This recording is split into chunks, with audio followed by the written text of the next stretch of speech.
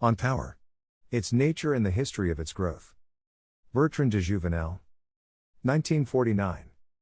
Narrated by Skeptical Waves. Book 5. The face of power changes, but not its nature.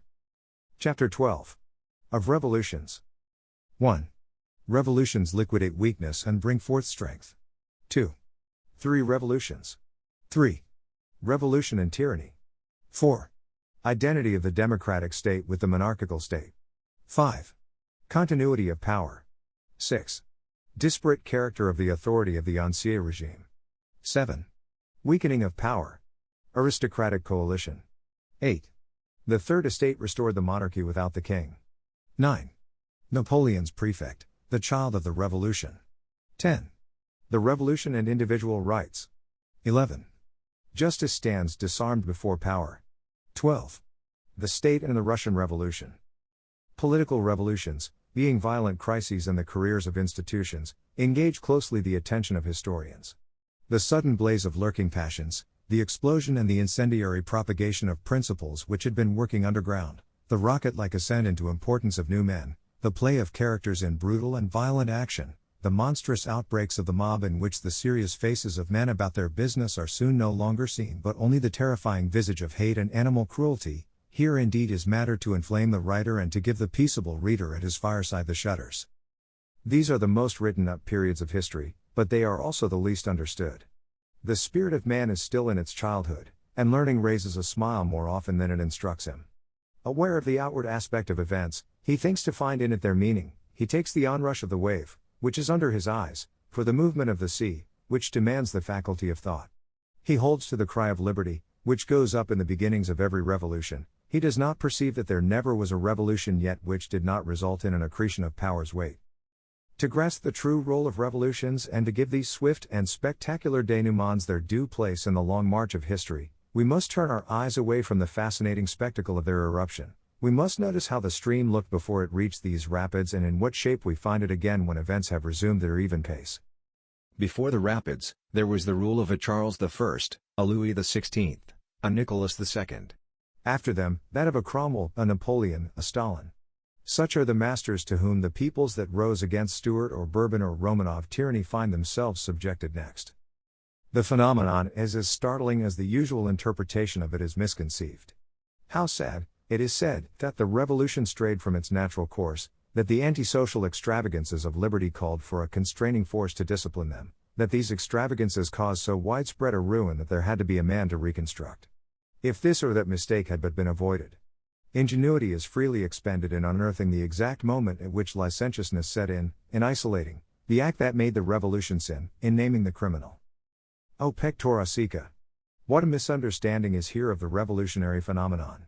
The Cromwells and Stalins are no fortuitous consequence, no accidental happening, of the revolutionary tempest.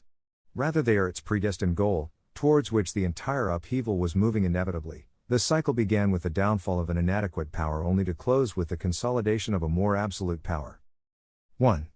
Revolutions liquidate weakness and bring forth strength. The beginnings of a revolution are of an indescribable charm. The event, while it is still in suspense, seems to open up every possibility.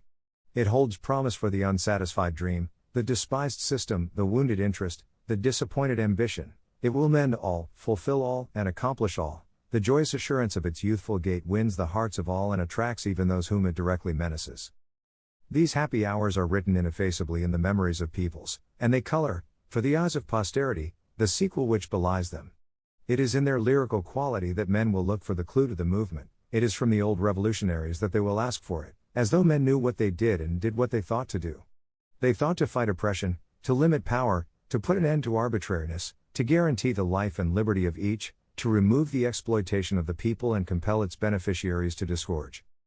They would like to build, a vain wish, for this has never been their destiny. Their historical mission has been performed when they have braved and flouted power. Their impunity attests its weakness and gives the signal for a general assault on the helpless monster. The sluices of envy are opened and the bonds of appetite are struck off. Against authority, it falls, and in its fall may be heard crashing around at the social authorities. Nothing remains but ruins for the wave to break on. New men ride on its crest. To ask of them what their program is would be a scorn and derision. They are but sails filled with the wind of their time, shells that catch the sound of the tempest. But at long last the sea of society is calm again. Now is the chance for those who then install themselves in what remains of the city of command. They buttress it with fragments taken from the ruins of the social commands. They extend their power with none to say them nay. How can this fail to be the predestined and providential end of every such cataclysm, the liquidation of a weak power, the erection of a strong one? 2. 3 revolutions. The English Revolution, the Civil War, began in the name of outraged property rights, in a resistance to a small tax on land called ship money. It was soon to impose on land a tax 10 times as heavy. It was a protest against certain confiscations on the part of the stewards. Soon it would itself not only plunder the church systematically but, on political pretexts, seize as well a great part of property in private hands. In Ireland a whole people was dispossessed. Scotland, which had taken arms in defense of its own ways of life and government, saw taken from it all that it so highly valued. So strengthened, Cromwell could get himself the army for one of which Charles had fallen, and drive out the Parliament men to whom the king had had to submit. The dictator could found the naval power which the unhappy monarch had dreamt of for his country, and wage European wars for which Charles had lacked the means. The French Revolution freed the peasantry from feudal burdens, but it forced them to bear arms and sent mobile columns in pursuit of the refractory. It suppressed lettre de cachet, but erected the guillotine in public squares. It denounced in 1790 the plan, which it ascribed to the king, of joining the Spanish alliance in a war against England standing alone, but it hurled the nation into a military adventure against the whole of Europe, and, by unprecedented requisitions, drew from the country resources on such a scale that it was enabled to accomplish the program which the monarchy had had to abandon, the conquest of France's natural frontiers. It has taken a quarter of a century for the Russian Revolution of 1917 to be seen in its true light. A far more extensive authority than that of the Tsar has released in the country very different forces, by which it has recovered all, and more than all, of the territory which the Tsarist Empire had lost. Thus we see that the true historical function of revolutions is to renovate and strengthen power. Let us stop greeting them as the reactions of the spirit of liberty to the oppressor. So little do they answer to that name that not one can be cited in which a true despot was overthrown. Did the people rise against Louis XIV? No, but against the good-natured Louis XVI, who had not even the nerve to let his Swiss guards open fire. Against Peter the Great? No, but against the weakling Nicholas II, who did not even dare avenge his beloved Rasputin. Against that old Bluebeard, Henry VIII?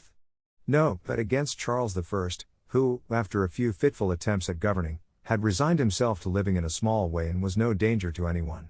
And, as Mazarin sagely remarked, had he not abandoned his minister, Strafford, he would not have laid his head on the scaffold. These kings died not because of their tyranny but because of their weakness.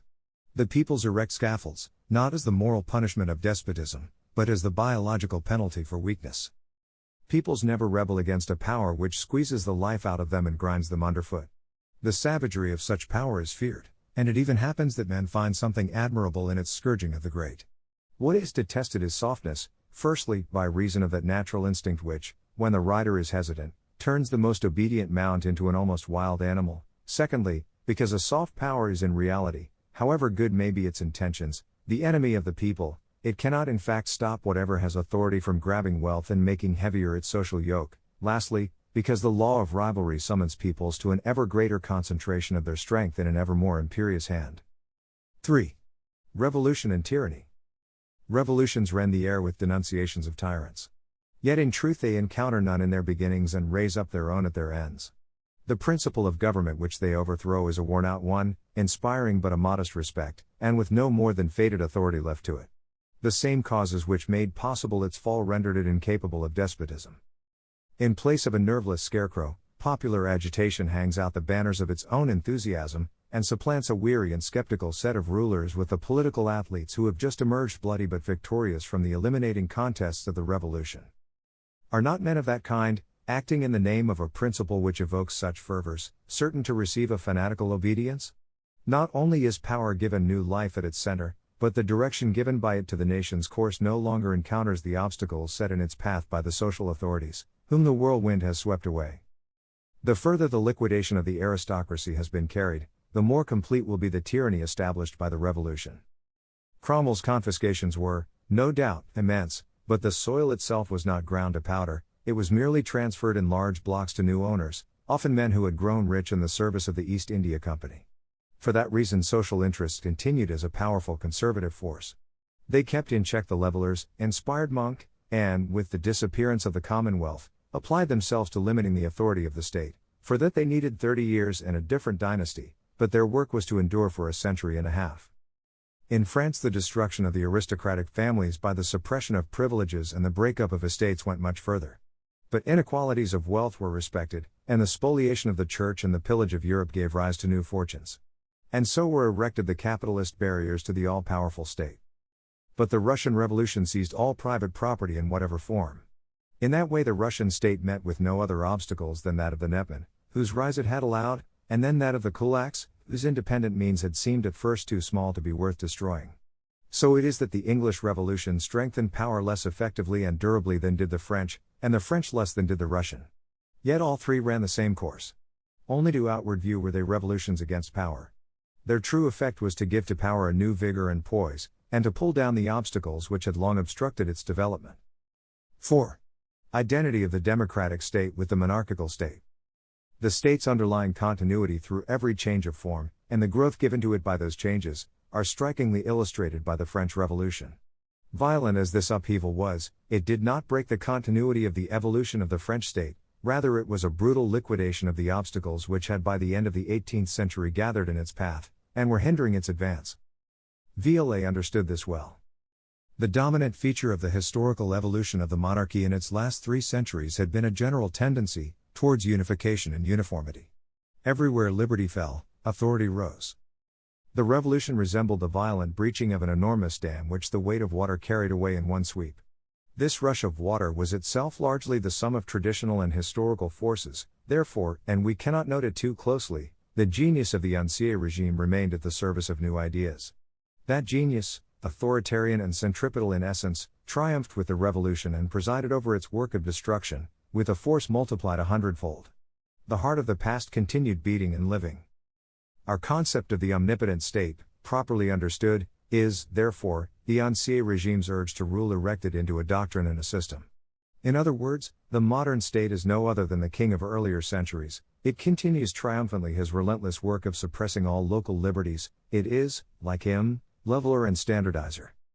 If this truth is not yet generally accepted, the reason must be sought in the method adopted by most historians for studying the 18th century. From the Télémaque to Madame de Staël's considerations sur la Révolution Française, there was a prodigious outpouring of ideological assertions. Never was there such a flow of books and speeches, irony and argument, about politics. Our learned men, with infinite care and subtlety, have constructed genealogical trees for the ideas of the century down to their final flowering. They make stimulating studies. For the elucidation of history, however, it is less important to listen to what men say than to observe what they do. Action in politics is in the last resort administration. Let who will open the administrative dossiers from the reign of Louis XIV to that of Napoleon. The continuity of power will then strike his eye, the obstacles which it encountered and the true direction of events will then stand revealed. 5. Continuity of power. The officials of the monarchy had one constant policy, that of Richelieu and Mazarin. It consisted of the struggle, going back to Louis XI, against the House of Habsburg. The deep-laid schemes of Mazarin, adapted and realized by Louis XIV, had driven the Habsburgs from the throne of Spain. In both Spain and Italy Bourbons were installed in the place of Austrian princes. Vienna still had to be opposed, not from need to destroy a state that was no longer dangerous, but because, in opposing her, France became the natural rallying point of the German princes, who feared the emperor, and in that way not only prevented the union of Germany under the Habsburgs, who were no longer formidable, but also and above all its crystallization around an internal center of resistance, Prussia, which would, it was certain, fill the role of protector from the moment that France abandoned it. In that policy, as simple as it was farsighted, the French officials never wavered. But they could not maintain it, because noble wire-pullers, having made their way into the employments of ambassador and minister, worked against French policy, whether because vanity made them want to cut a figure or because, as in the case of Choiseul, they made of a foreign court a rallying point for the defense of themselves and their faction against the incessant intrigues of Versailles. If Marie Antoinette was hated as was no other queen of France before her, the main reason for it certainly was that she represented the Austrian alliance, which had brought on France the disasters of the 7 Years' War and driven her from the first rank of European powers. Now, what was the result of the revolution on French foreign policy? The war against Austria. War against Prussia too, no doubt, But with Prussia there was no delay in coming to terms and seeking an alliance. And the war was pursued with the same enemy, the same plans and the same objects as in the palmiest days of the monarchy. The officials triumphed, the continuity of the state was restored. Ha! Who could wish himself into thinking that the French Republic is not another Louis XIV? Was it due to chance? Not a bit. Burke records the anger which reigned in official circles on the morrow of the partition of Poland. It did not stop at insulting the sovereign. It was to the order of those circles that Solavy, the pamphleteer, wrote his De la Décadence de la Monarchie Girondaise, in which he developed the principles of the ancient policy of France, whose aim abroad was to raise up the small states and humiliate the great powers, whose aim at home was to raise up the power of the state and humiliate all subordinate authorities. 6. Disparate character of the authority of the Ancien regime. Fulfillment of the second part of this program was no more successful than of the first, under the monarchy. The royal authority had grown slowly by way of a prudent but unceasing advance. It subordinated, when necessary, principle to expediency. It held unequal sway over the different parts of the realm. For instance, it is true that no taxation was levied and assessed by its agents except in the electoral districts, whereas, in the districts of the states, regional assemblies decided the sum which they would raise for the king and divided it up among the persons liable. These variations in the degree of his authority were met with again according to the order of the population to which the king applied. The contribution of the clergy retained the title of gratuitous gift. In addition to regional privileges and those attaching to rank, there were now added those of the agents of the state and freeholders of their offices, the principal of whom were the Parliament men, whose claim it was that their approval was necessary to give validity to the royal edicts. In this way power found itself checked at every turn by the respect which it had to pay to our rights and usages. When it asked its subjects for gratuitous gifts, taxes and grants and aid, it had, in order to get them, to make representation to the clergy of France and call them together. It negotiated for the entry into force of a fiscal edict with the Parliament. It asked for jurisdiction in the state of Languedoc. It commanded it in Burgundy. In Brittany it generally had to buy it, more or less indirectly. It took it by force of arms in the provincial administrations. The royal government had, therefore, to tread delicately. To buttress it, it was at all times necessary to counter simultaneously all the various centrifugal tendencies, while taking care never to unite their interests against the state. This disastrous union of interests was brought about in the 18th century by a series of mistakes which were to bring about the fall of the monarchy. 7. Weakening of power. Aristocratic coalition. A nobility of birth surrounded the king and acted as a screen which prevented the rise of the plebeian servants who had so ably served his ancestors. Louis XIV had strictly excluded the nobles from every political office, but now this crowd of courtiers, greedy of power and place, started to wage a continuous war against the king's ministers, each of whom had henceforward to raise his own faction to maintain himself in office. The result was that the monarchical government no longer offered that stability, that aloofness as regards disputed matters, which were in principle its merits. Each party at court sought support in the country, and, for the sake of a momentary advantage, strengthened, as in the case of Choiseul on the parliaments, a partial interest. They even went for help to foreign powers, and their ambassadors and agents played a part which had been forgotten since the days of the League. While authority vacillated, the parliaments united against it the centrifugal forces. To keep the men of law in service to authority, as in their beginning they had been, all that was needed was that their ranks should be filled either from the bodies of poor clerks attached to the courts or, at the least, from a middle class between whom and the nobility there was a great social gulf. But hereditary offices, which had at first attached certain middle-class families to the interests of the state, had detached them from the middle class, and made of them a distinct caste, which constant intermarriage bound to the interests of the higher nobility. The parliament men, who were at first statocrats, with no more status than their offices gave them, had become aristocrats, with an authority proper to themselves and interests which were distinct from those of the state. If an attempt was made to cut down the absurdly bloated number of officials, which got in the way of the dispatch of business, the parliament men obstructed it. The reason was that the officials, like the parliament men, had bought their offices, which had been created in lean times to bring in a revenue, and the parliament men could not permit any attack on a form of property which gave them their own importance. If an attempt was made to spread taxation evenly over all the orders, with regard henceforward paid to nothing but ability to pay, the parliament men, who themselves had fiscal privileges, made common cause with everyone else who had them. In view of the conflict looming inevitably between power and themselves, they made themselves, they who were by tradition the enemies of local immunities, the paradoxical defenders of those very immunities. They became in the end so strong that Maupeou's dismissal of them in 1770 amounted to a coup d'état. Such was the feebleness of authority at the time that some courtiers of the parliamentary faction were able to maltreat the Minister of Finance in the antechamber of the king itself. Behind the parliament were the nobility, the clergy, the provinces, and the princes themselves. There was no king's party to be found.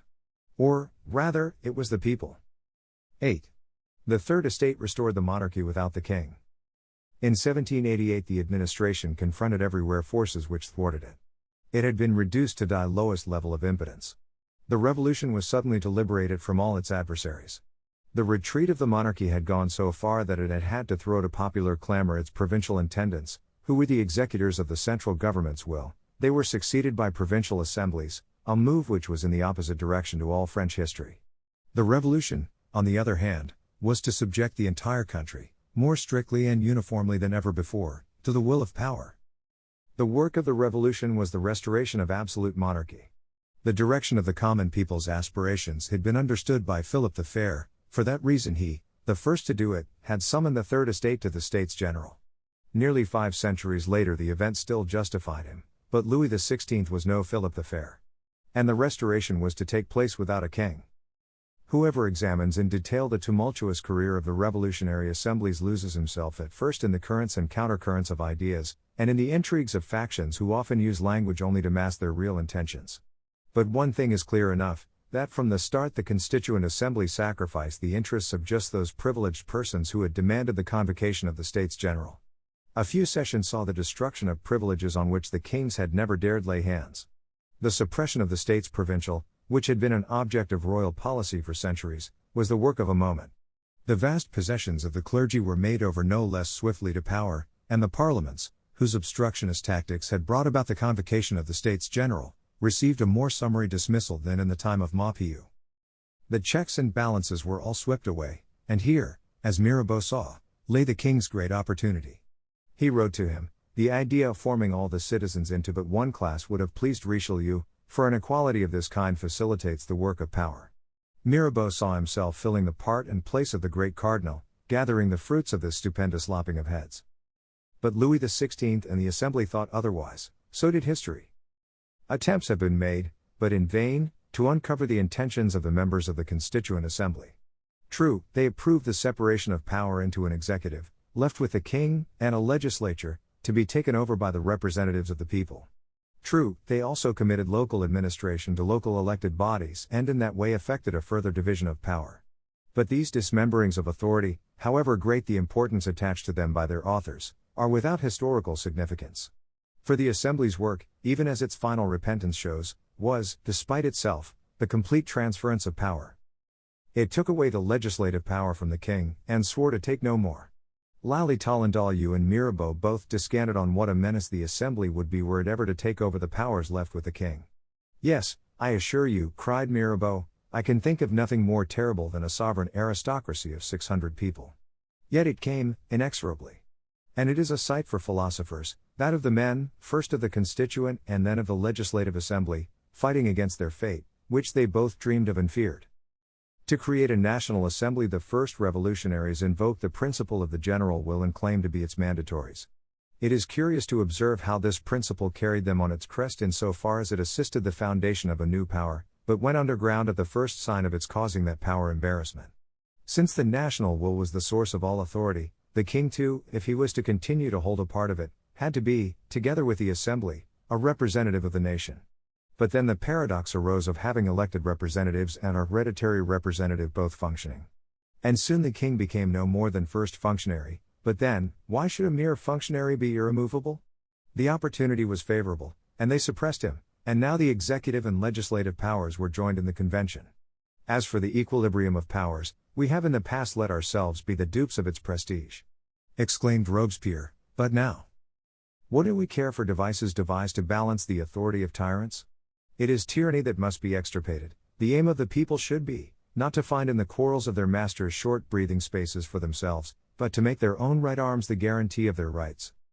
In other words, when the power was held by others, we favored limiting it. Now that we hold it ourselves, it cannot be too biff. So the Assembly became sovereign. But if it draws its authority from the fact that it expresses the general will, It is, of course, right for it to stay constantly subject to those who put it there. Not a bit of it. During its very first days, the constituents threw off the imperative instructions which many of them had received from those who had sent them there. Parliamentary sovereignty was substituted for popular, less because of the arguments of CIs than because of the will to power of the men who heard them. By all means, let the people be an absolute sovereign in the hour of choosing its representatives, for in that way the representatives hold from it unlimited authority. But when it has conferred on them this authority, its role is finished and it is of no further importance. It is now the subject, and only the assembly is sovereign. Only the assembly is the place where the general will is formed, and consultation with the people is no more than a species of cookery which boils down the entire nation into a microcosm of 600 persons who, by an exceedingly courageous fiction, are deemed to be the assembled nation itself. Yet this exalted sovereignty, which dared to send the king to the scaffold and rejected contemptuously the Girondins' proposal of appeal to the electoral assemblies, abased and humbled itself, before whom? Before the bands of unbridled fanatics who were welcomed at the bar of the convention and whose crazy petitions were accepted as the expression of the popular will. There have been great jurists who have expended an admirable ingenuity in reducing all these contradictions into constitutional theories. It passes my imagination how they can fail to hear with the mind's ear the cries of the street and the rattle of the tumbrils, and how they can put their trust in written words, which were either dashed down under the influence of hate or panic, or were pieced together in hours of compromise and weariness. The logic of a revolutionary epoch is to be found, not in the ideas, but in the facts. The central fact is the erection of a new power, that of the self-styled representatives who, insofar as they did not kill each other off, kept themselves in session from the days of the convention right through the directory and consulate, and contributed their quota to the men of the empire. The true incarnation of this new power was C.S. No one had played a larger part than he in the unfolding of the revolution, having been a member of the Constituent Assembly, of the Convention, and of the Committee of Public Safety, a director and a consul. He prompted, no doubt, these words of Napoleon, which, had he been in a position to do so, he would have spoken on his own account: "The revolution is closed. Its principles are fixed in my person. The government in being is the representative of the sovereign people. There can be no opposition to the sovereign." 9. Napoleon's prefect, the child of the revolution. The boundless authority of Napoleon was the goal towards which the entire upheaval had been proceeding from the day on which the ambition of Orleans or the vanity of Lafayette set it in motion. One would say that to create Napoleon I was the uninterrupted design, daily and meticulously followed, of the men of the revolution. Everything converged on that end. Look, for instance, at the way in which the dictatorship of the prefects, which was to be a constant feature of French society, was in successive stages prepared. The wish of the population was to be quit of the royal intendants and to administer itself by localities. The Constituent Assembly gave it apparent satisfaction by entrusting all departments of government to elected local assemblies. But simultaneously it destroyed just those historical units which had the ability and the will to govern themselves. The geometrical intelligence of civs conceived the idea of cutting up the country into 24 equal rectangles, themselves divided into 9 equal communes, which, by the same infantile geometry, spawned 9 cantons each. Though this crazy plan was not followed through, it remained the ideal of the creators of the departments. It was safe enough after that to give these artificial creations an autonomous existence. As though there were danger of such as they feeling the breath of a life of their own. The systematic spirit, said Benjamin Constant, at first went into raptures over symmetry. The passion for power soon found out what an immense advantage this symmetry procured it. It nearly came to the point of denoting cities and provinces by numbers, just as numbers were used to denote legions and army corps, so great was the apparent fear of any moral idea being attached to whatever was done. But before long even the wretched directories of departments were accused of retarding or checking the policies of the central authority. Beauvoir condemned them in these terms: "Unfortunate results of this kind will always be liable to happen so long as the directing nerve of the complicated organism of government is relaxed. It must be taught and, to be that, it must run uninterruptedly from the center to the circumference, with but one intermediate support." The intermediate support was to be the Napoleonic prefect. To quote Benjamin Constant again, "The despotism which has replaced the demagogy, and has made itself the residuary legatee of all the latter's works, has continued very cleverly on the trail blazed for it." The two extremes were in agreement on this point because, at bottom, there was in both of them the will to tyranny. The interests and memories which spring from local customs contain a germ of resistance which is so distasteful to authority that it hastens to uproot it. Authority finds private individuals easier game, its enormous weight can flatten them out effortlessly as if they were so much sand. 10. The revolution and individual rights. That the revolution, however fine its language, worked for power and not for liberty is strikingly proved by what happened to individual rights in the course of the upheaval which started in 1789. Never was more striking, or, no doubt, more sincere, proclamation made of the intention to recognize that man, as man, had certain sacred rights. That was the great conception of the members of the Constituent Assembly, that is their title to fame. And in like manner the members of the Legislative Assembly and the Convention and the Thermidorians, all alike, even Bonaparte himself, claimed to have dedicated and guaranteed these rights. And yet the revolution, obeying the stirrings less of the ideas which it proclaimed than of the unseen principle of life which gave it motion, wiped out all the rights which it had claimed to exalt, and effectively disarmed the citizen of every sure guarantee against the power to which it had bequeathed an unlimited authority. Let us examine the facts. The safeguarding of individual rights is the function of the judiciary. Such was the ingratitude of the Constituent Assembly to the old parliaments whose obstructive tactics had led to the summoning of the States General that it dismissed them summarily. It then rebuilt the temple of justice on new foundations, that justice might be all-powerful to succor all rights and all individuals. Justice would now be completely independent of power. A citizen could not be prosecuted for an offense unless a grand jury had returned a true bill. In that way, before a man could be handed over to stand his trial, certain citizens, selected by chance and under no other direction than that of a judge who took no part in their deliberations, had to decide that there was a case for him to answer. Before whom would he appear next? Before the court of the department, in which another jury would pronounce his guilt or innocence. Yet even so, and notwithstanding all efforts to cut it down, the part played by the judges remained considerable. Very well, then, they must now be elected by the people. In this way the citizen would be judged in future by the people alone, and power would be unable to punish the man whom his peers should be disposed to acquit. Could more complete guarantees be imagined? But the power which was born of the revolution was young and ardent, ambitious to shape society to its own fancy, impatient of all opposition and quick to denounce it as a crime. It was soon to find that the guarantees which it had itself granted were an embarrassment to it. It claimed that the judges drew their inspiration, not from the laws worthy of the name which the Constituent Assembly had at first formulated, and which laid down general principles, but from occasional standards, aimed at specific classes of citizens, and masquerading under the name of laws. It attacked them for being too lenient. When, after August 10, 1792, Danton became Minister of Justice, he frightened the judges by announcing that he had attained high office by way of the breach in the Tuileries walls, that the cannon was now the ultima ratio of the people, and that bloodshed would have been prevented if the functionaries had done their duty, but these had prosecuted popular societies and outspoken writers, while protecting non-juring priests. On the motion of a popular society, Philippot demanded a clean sweep of the tribunals which had been elected, 2 years before, for 6 years. I can bear witness, he said, that in most of the tribunals a man need only be a patriot to lose his suit. And from then on there was to be election after election. But the people's choice would never be sufficiently to the taste of power, which took to purging the elected of the people after their election. The Directory, for instance, was to annul the elections in 49 departments. Even the process of purging was not enough for the Terror. The Terror required revolutionary tribunals on the model of the Revolutionary Tribunal at Paris, which, unassisted by a grand jury, soon ceased hearing either witnesses or defending counsel, and, without leaving their seats, took to condemning accused whose names and alleged crimes had hardly been declared. When this monstrous creation had been swept away, power went back to ordinary judges but would not grant them independence. Tired by this time of annulling elections, it vested in itself in the year 8 the nomination of judges, and their promotion. From that time on it preserved religiously a means of pressure which under the Ancien regime it had not had, because in those days offices were for sale or inheritance. The parliaments of former days were like a federation of small republics in the midst of the monarchy. They were jealous of their liberty and were guardians of the Roman tradition. Whatever may have been the defects of the justice administered under the Ancien regime, there was not to be found in it, says Tocqueville, that servility to authority which is the worst form of venality.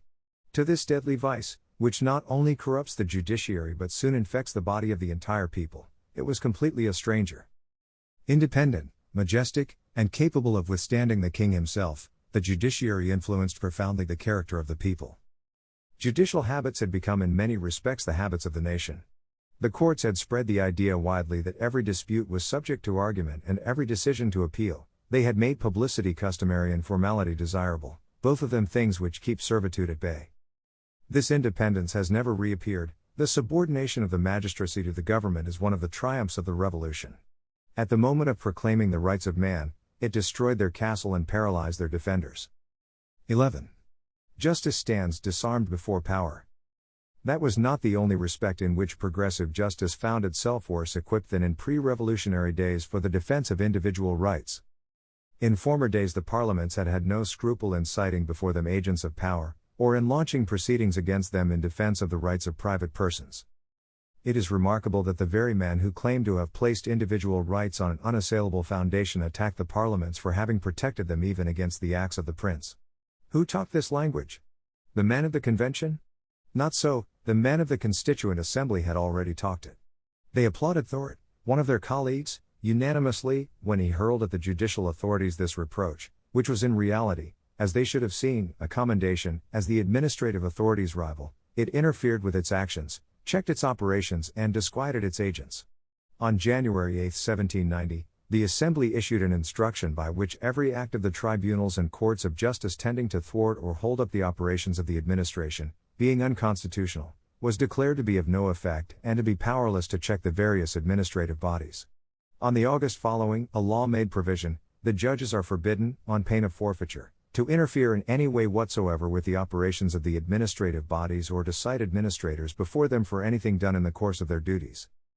When, as was to happen, the vigilance committees had covered the whole country with a network of informers, and the representatives on circuit had violated every principle of justice and humanity, the convention hurled its thunders, not at them, but at the weak and timorous obstacles placed by the judges, whom the people had elected, do not forget, in the path of arbitrary cruelty.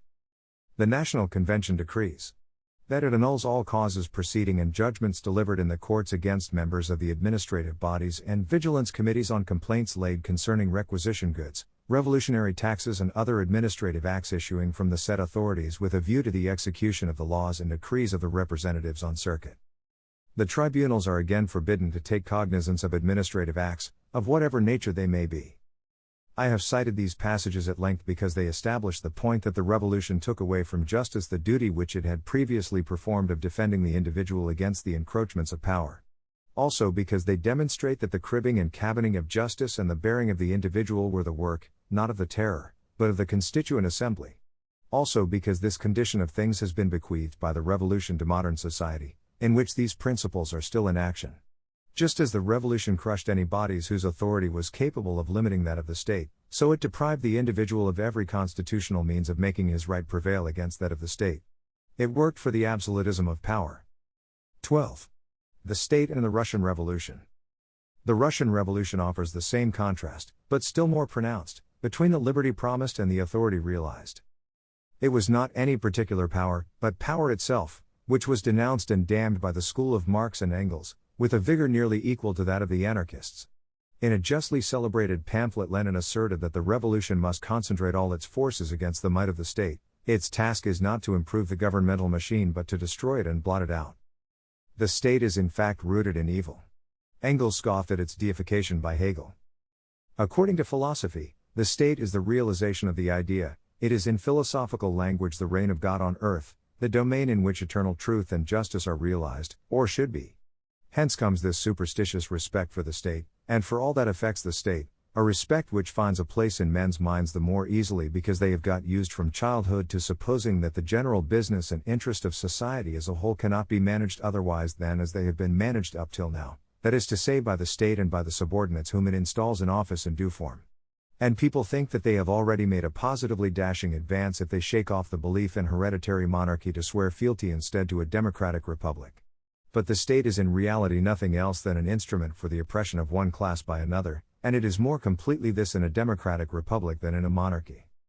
Since the state is the specific organization of a force, the force destined to subjugate a certain class, its raison d'etre will vanish with the oppressor. Marxism has always taught that the suppression of the state must coincide with the suppression of classes. Engels said the same thing in a passage which is regarded by all Marxists as of fundamental importance: the proletariat seizes all authority in the state and at once transfers the means of production into state ownership. By that means it abolishes itself qua proletariat, it abolishes all class antagonisms and at the same time it abolishes the state qua state.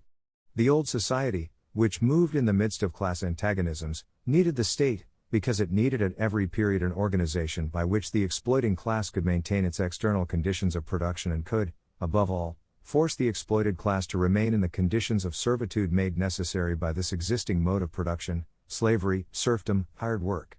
The state was the official representative and visible embodiment of the whole of society, but only insofar as it was the state of the class which itself represented in its time the whole of society, the state of the slave-owning citizens of antiquity, the state of the feudal nobility in the Middle Ages, the bourgeois state of our own time.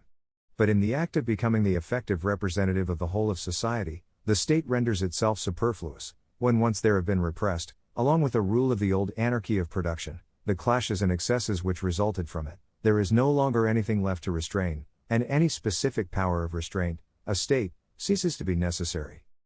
The passage is marked by a vigor of thought and clearness of expression which earn it its celebrity.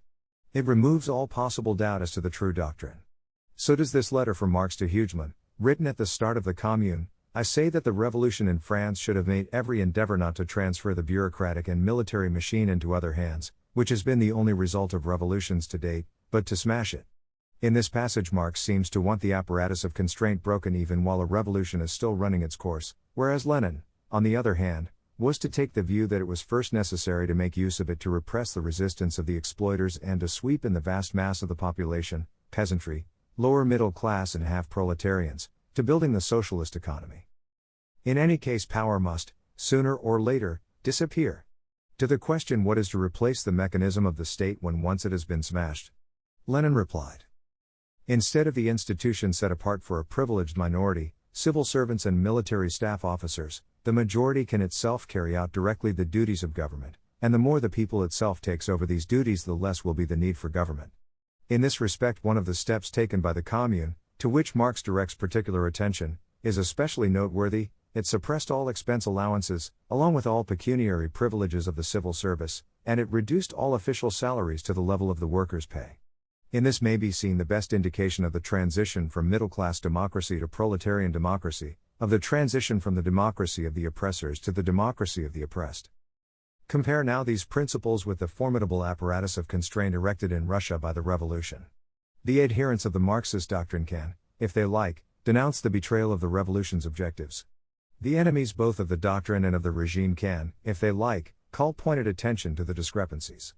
The partisans of the regime can, if they like, justify them by reference to the needs of a transitional period in which socialism is being built up. Our present concern is not controversy, but to find in a contemporary event of vast extent an illustration of what is in our view the law of revolutions, that they tend always to buttress power by changing its agents and resuscitating its spirit. A nation may get from a revolution a new strength, as the enfeebled France of Louis XVI got from the revolution the energy to win her natural frontiers, and as Russia, which in 1917 met defeat, got from it the will to conquer in 1942, but let it never expect from it liberty. In the final analysis revolutions are made, not for man, but for power. Chapter 13. Imperium and Democracy. 1. On the fate of ideas. 2. The principle of liberty and the principle of law. 3. The sovereignty of the law results in parliamentary sovereignty. 4. The people, judge of the law. 5. Law is the people's good pleasure. 6. The appetite for the imperium. 7. Of parliamentary sovereignty. 8. From the sovereignty of the law to the sovereignty of the people. History, we have seen, is the picture of a concentration of forces growing to the hand of a single person, called the state, which disposes, as it goes, of ever ampler resources, claims over the community ever wider rights, and tolerates less and less any authority existing outside itself. The state is command, it aims at being the organizer-in-chief of society, and at making its monopoly of this role ever more complete. We have seen how, on the other hand, various social authorities defend themselves against it, and set their rights in opposition to its rights, and their liberties, which are often of an anarchic or oppressive character, to its authority. Unceasing war has been waged between these two forces, between the interest calling itself general and interests avowing themselves private. Power has had its ups and downs, but, looking at the picture as a whole, it is one of continuous advance, an advance which is reflected in the stupendous growth of its instruments, its revenues, its armed forces, its police forces, and its capacity to make laws. Next, we have seen the old power cast out. But this revolution has not been followed by power's dismemberment, far from it. What has perished in the upheaval have been the social authorities which obstructed its advance. And the spiritual authority, too, which gave it rules of behavior, has suffered a great decline. But the complex of rights and powers which composed it has not fallen apart, it has only passed into other hands. What is called the coming of democracy is really the conveyance of the established power to new owners, or, if you prefer it, the conquest of the city of command by new tenants. As this conveyance or conquest is accompanied by the annihilation or recoil of whatever forces oppose the imperium, the position of power in society is in the end more isolated and therefore more powerful. The new power, like the old, calls itself the expression of society, in which it arouses less distrust than the old power. We shall now see the consequences of this. It would not, however, be correct to treat this political transformation as having been no more than the replacement of one sovereign by another. Had that been all, the incorporation in the concept of democracy, which, properly speaking, means no more than sovereignty belonging to the people and exercised in its name, of ideas such as liberty and law, in strict logic strangers to it, would be unintelligible. Their presence in this connection is instructive.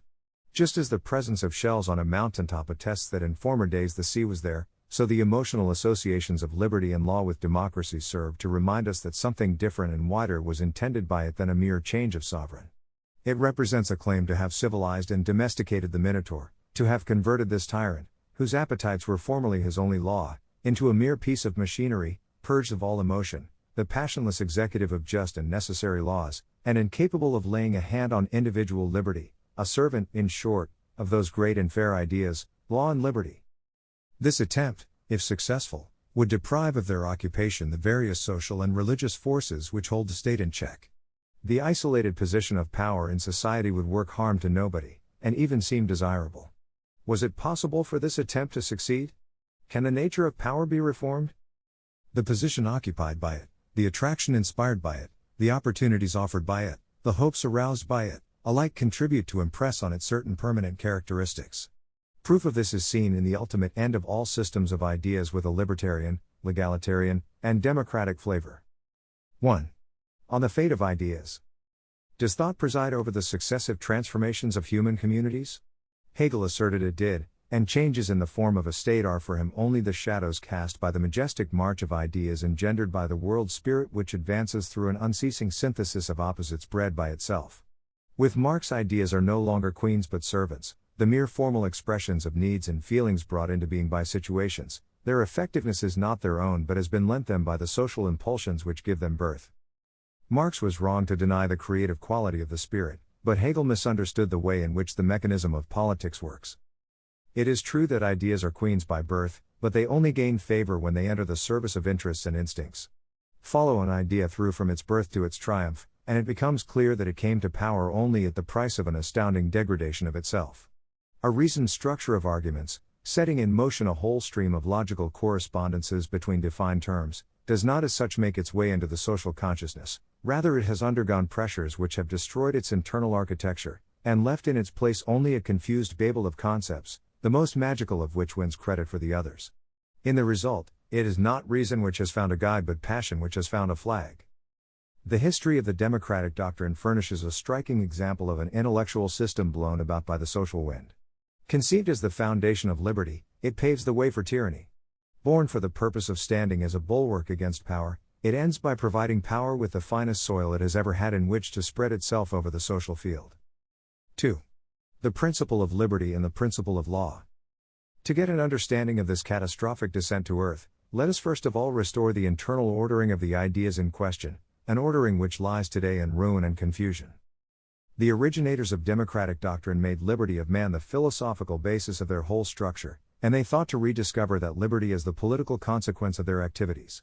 It marks the elevation of their minds that, out of the slow decay of the Christian cathedral, to the ruin of which they had, incidentally, made their own contribution, they should have sought to salvage the conception of man's dignity.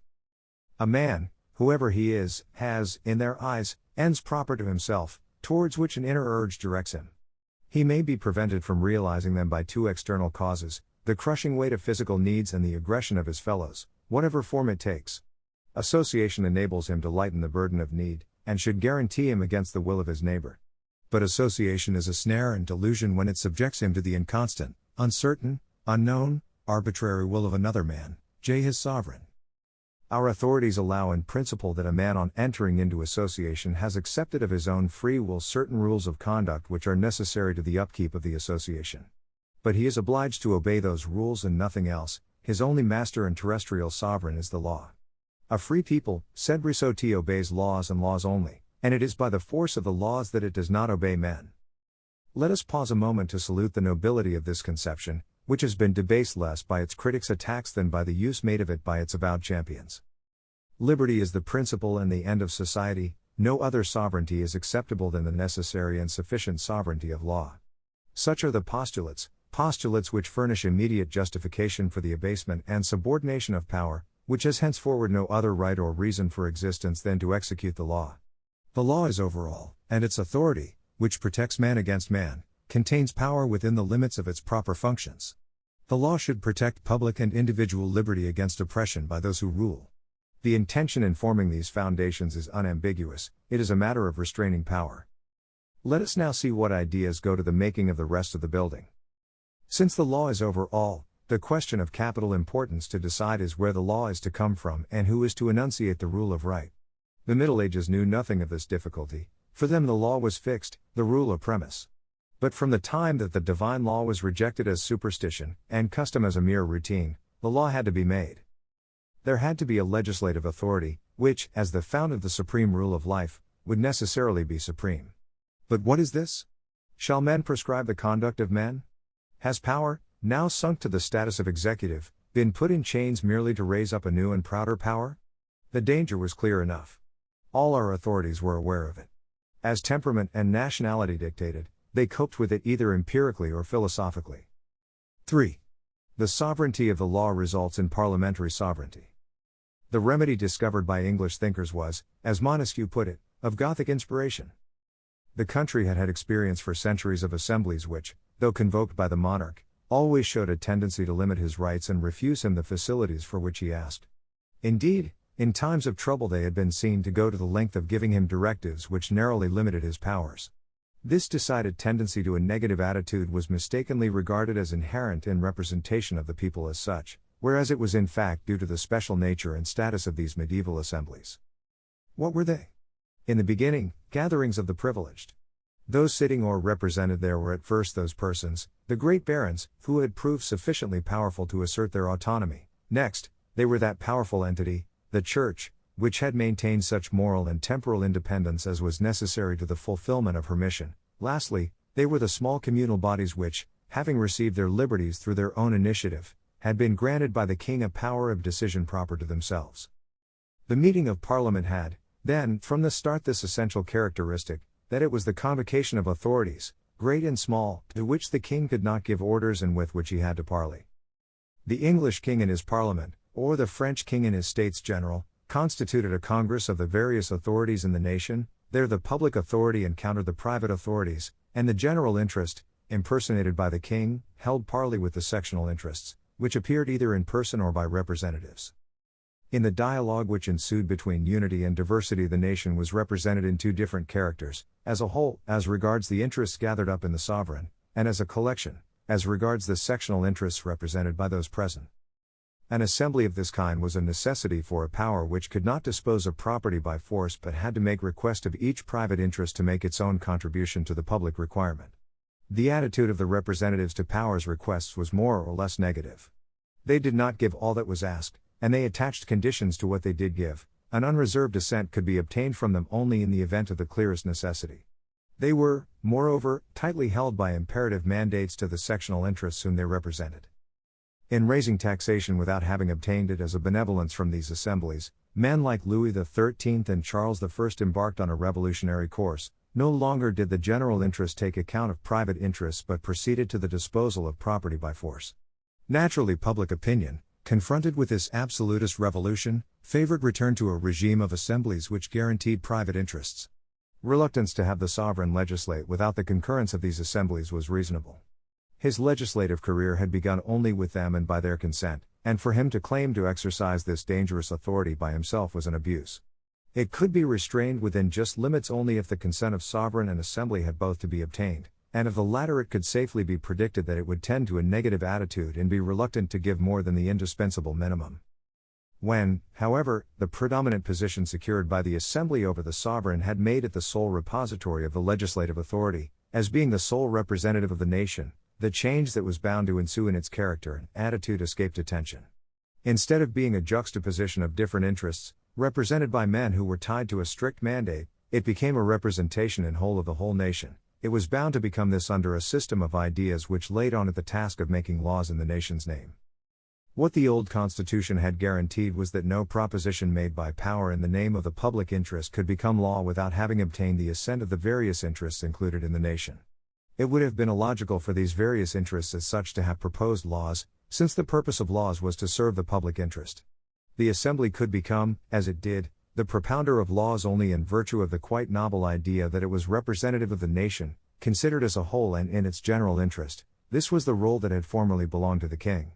The change, which affected the very essence of the Assembly's nature, was marked by a newfound freedom of action on the part of the representatives in regard to their constituents, a freedom which the doctrinaires of the new system especially emphasized.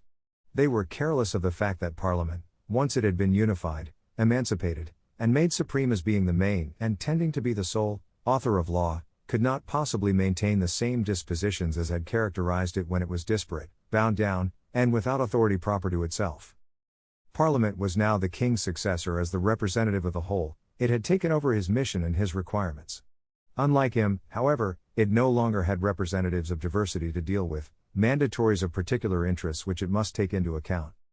In the ancient constitution, the interest of the nation was represented in two ways, as a whole and as a collection of parts, the former disposed to ask and the latter to refuse. One of them now disappeared. It was not, as might have been expected, the king, for the legislative power representing the public interest is merely his successor. No, what has disappeared has been the representation of the various interests included in the nation. What had been a body for the protection of private citizens is now one for the advancement of the public interest, and has been clothed with the formidable power of legislation.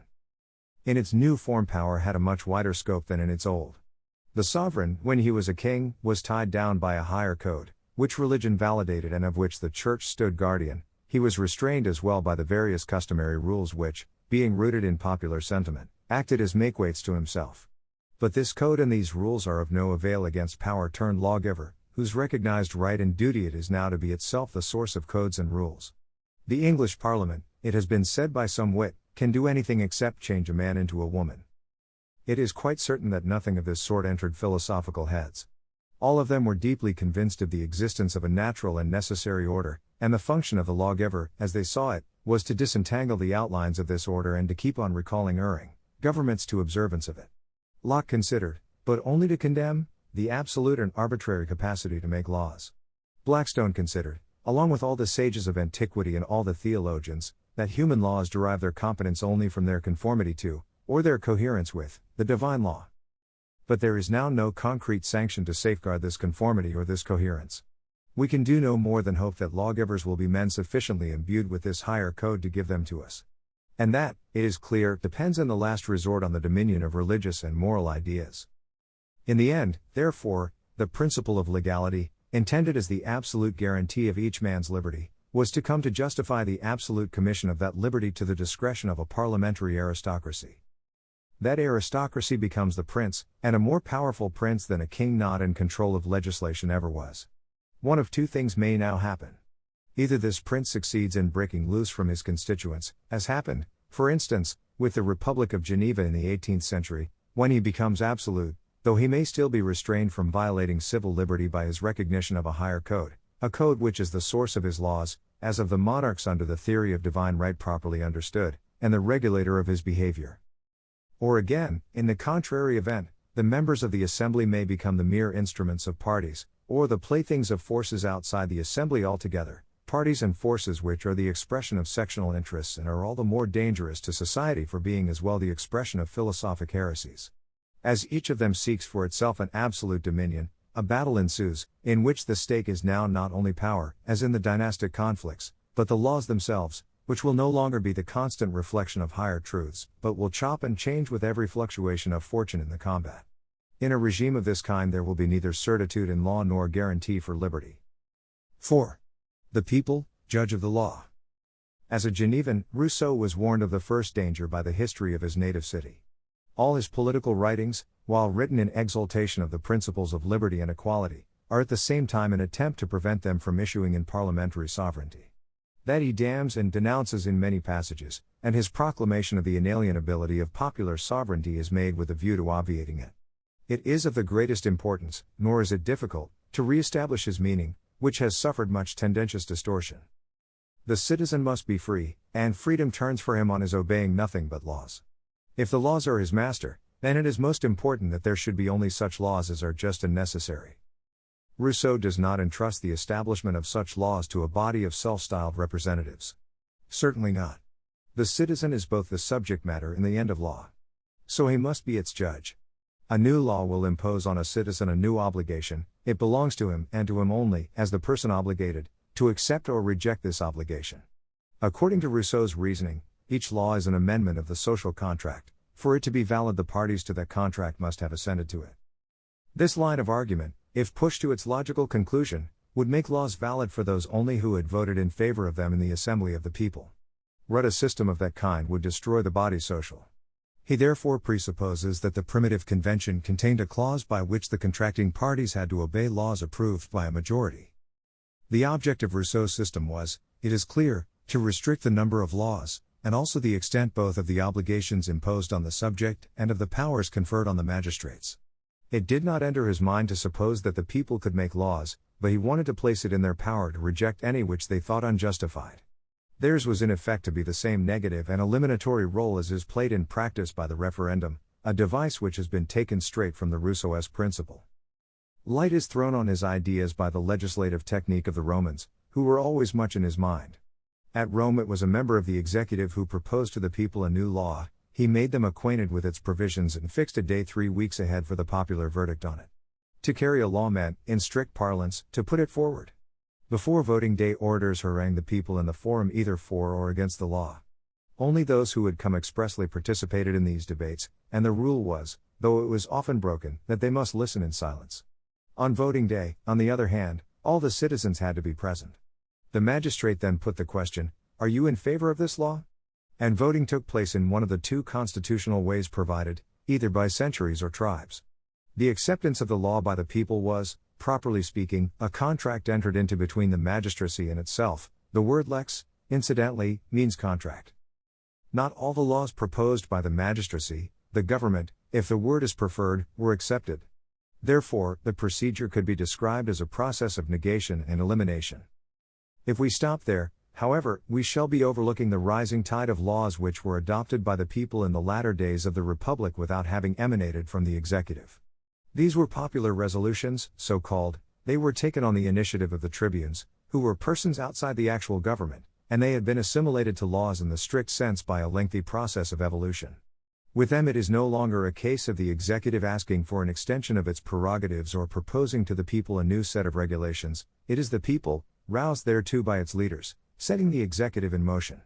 The popular will no longer play the passive role of a sieve, but the active role of an instigator. If Rousseau had really held the views on popular sovereignty which have been ascribed to him, it is this last method of legislation which he would particularly have favored.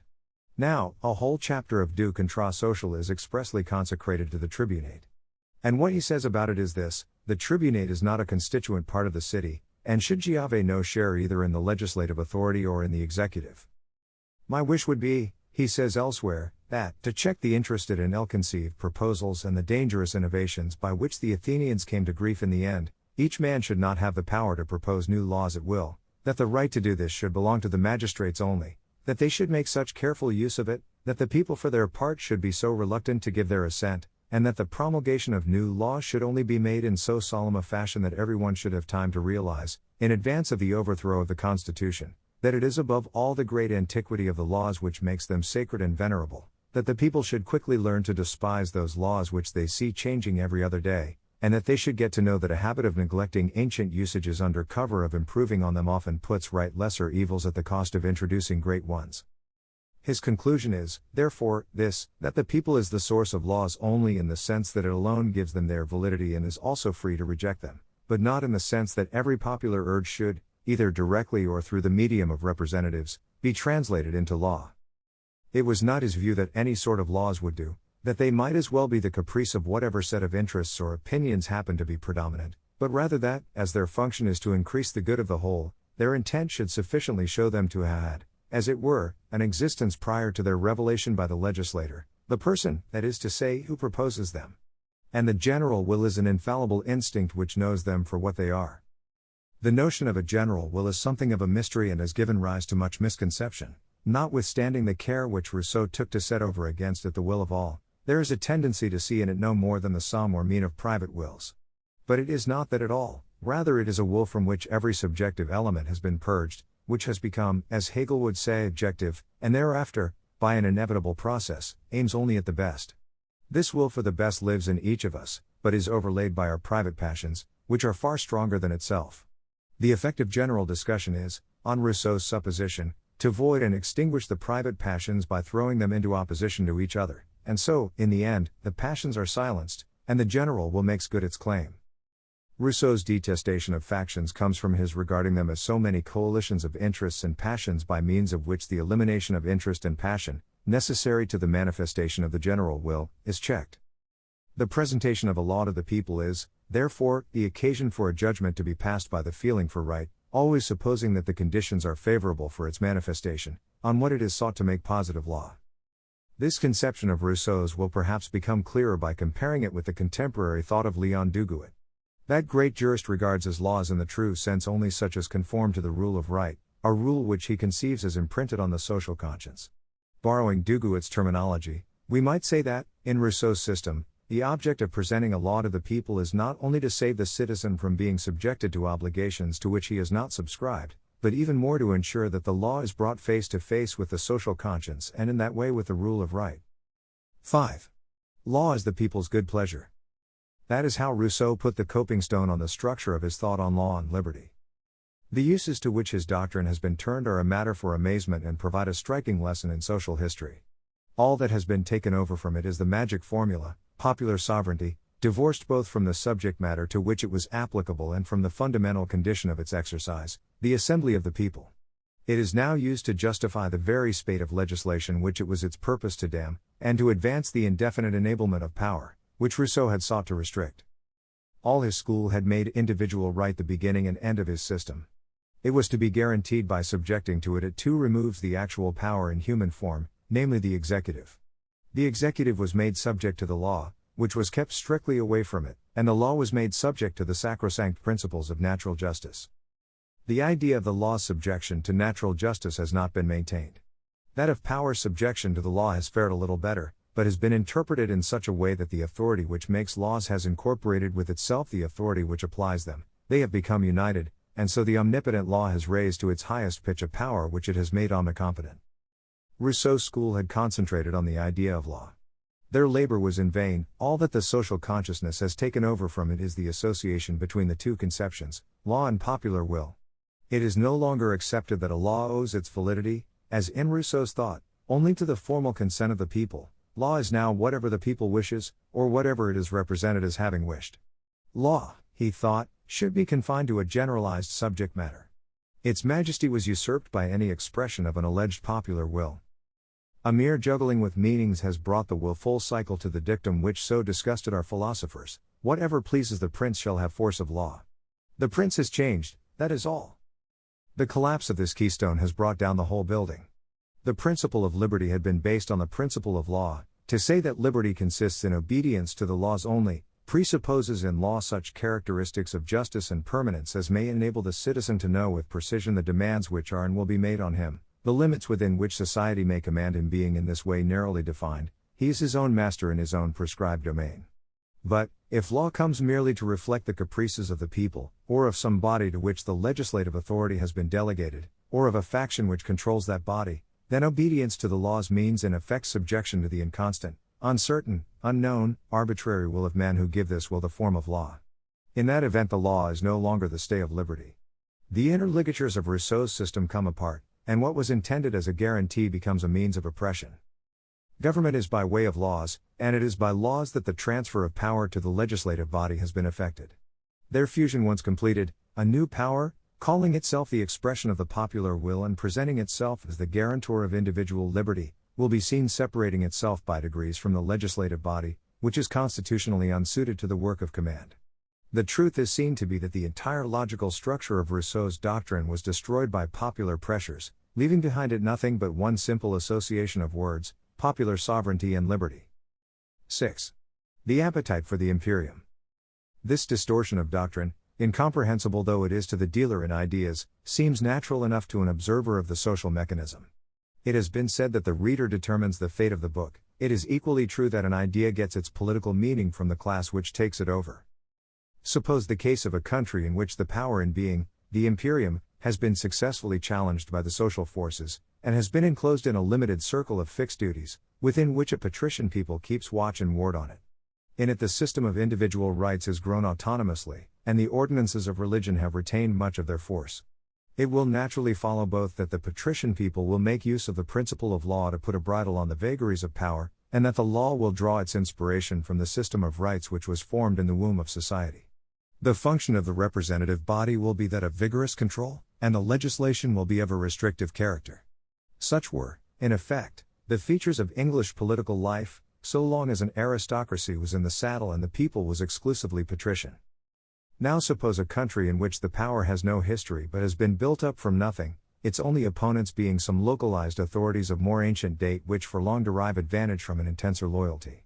In it, moreover, a fundamental law is laid down, the guardians of which will be a judicial authority with a penchant for a traditional scheme of individual rights.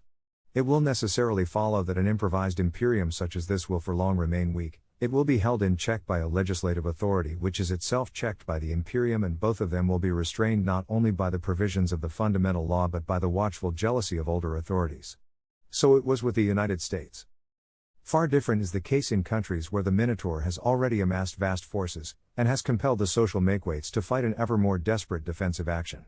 The imperium has there become so rich a booty and so great a stake that all desire and all ambition must be to lay hold on it.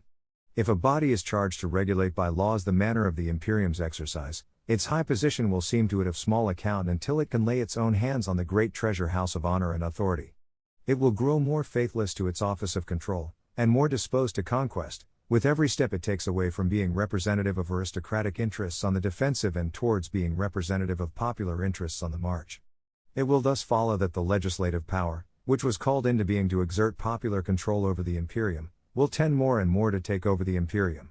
And, as there is in this country no autonomous scheme of individual rights, the faculty of legislation will be used with no higher rule to guide it than the class feeling of the legislative body soon to be sovereign. So it is with France.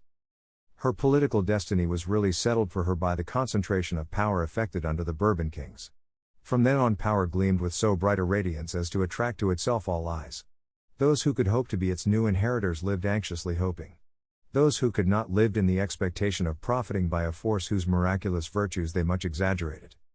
For that reason the legislative authority in France has never been valued but as a nearby elevation to the city of command, as a vantage point from which the latter might be stormed.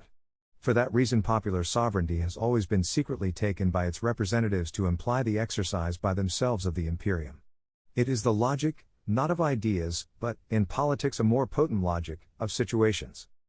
It was to the possession of power by the representatives of the people that the revolution came when it replaced the king's ministers by committees of the convention.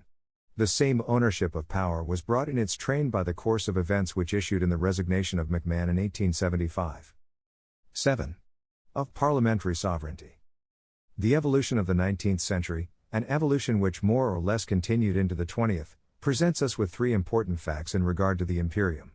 The first is political. It is the conquest of the imperium by the parliamentary body, which exercises it through a committee, the cabinet, formed from within itself.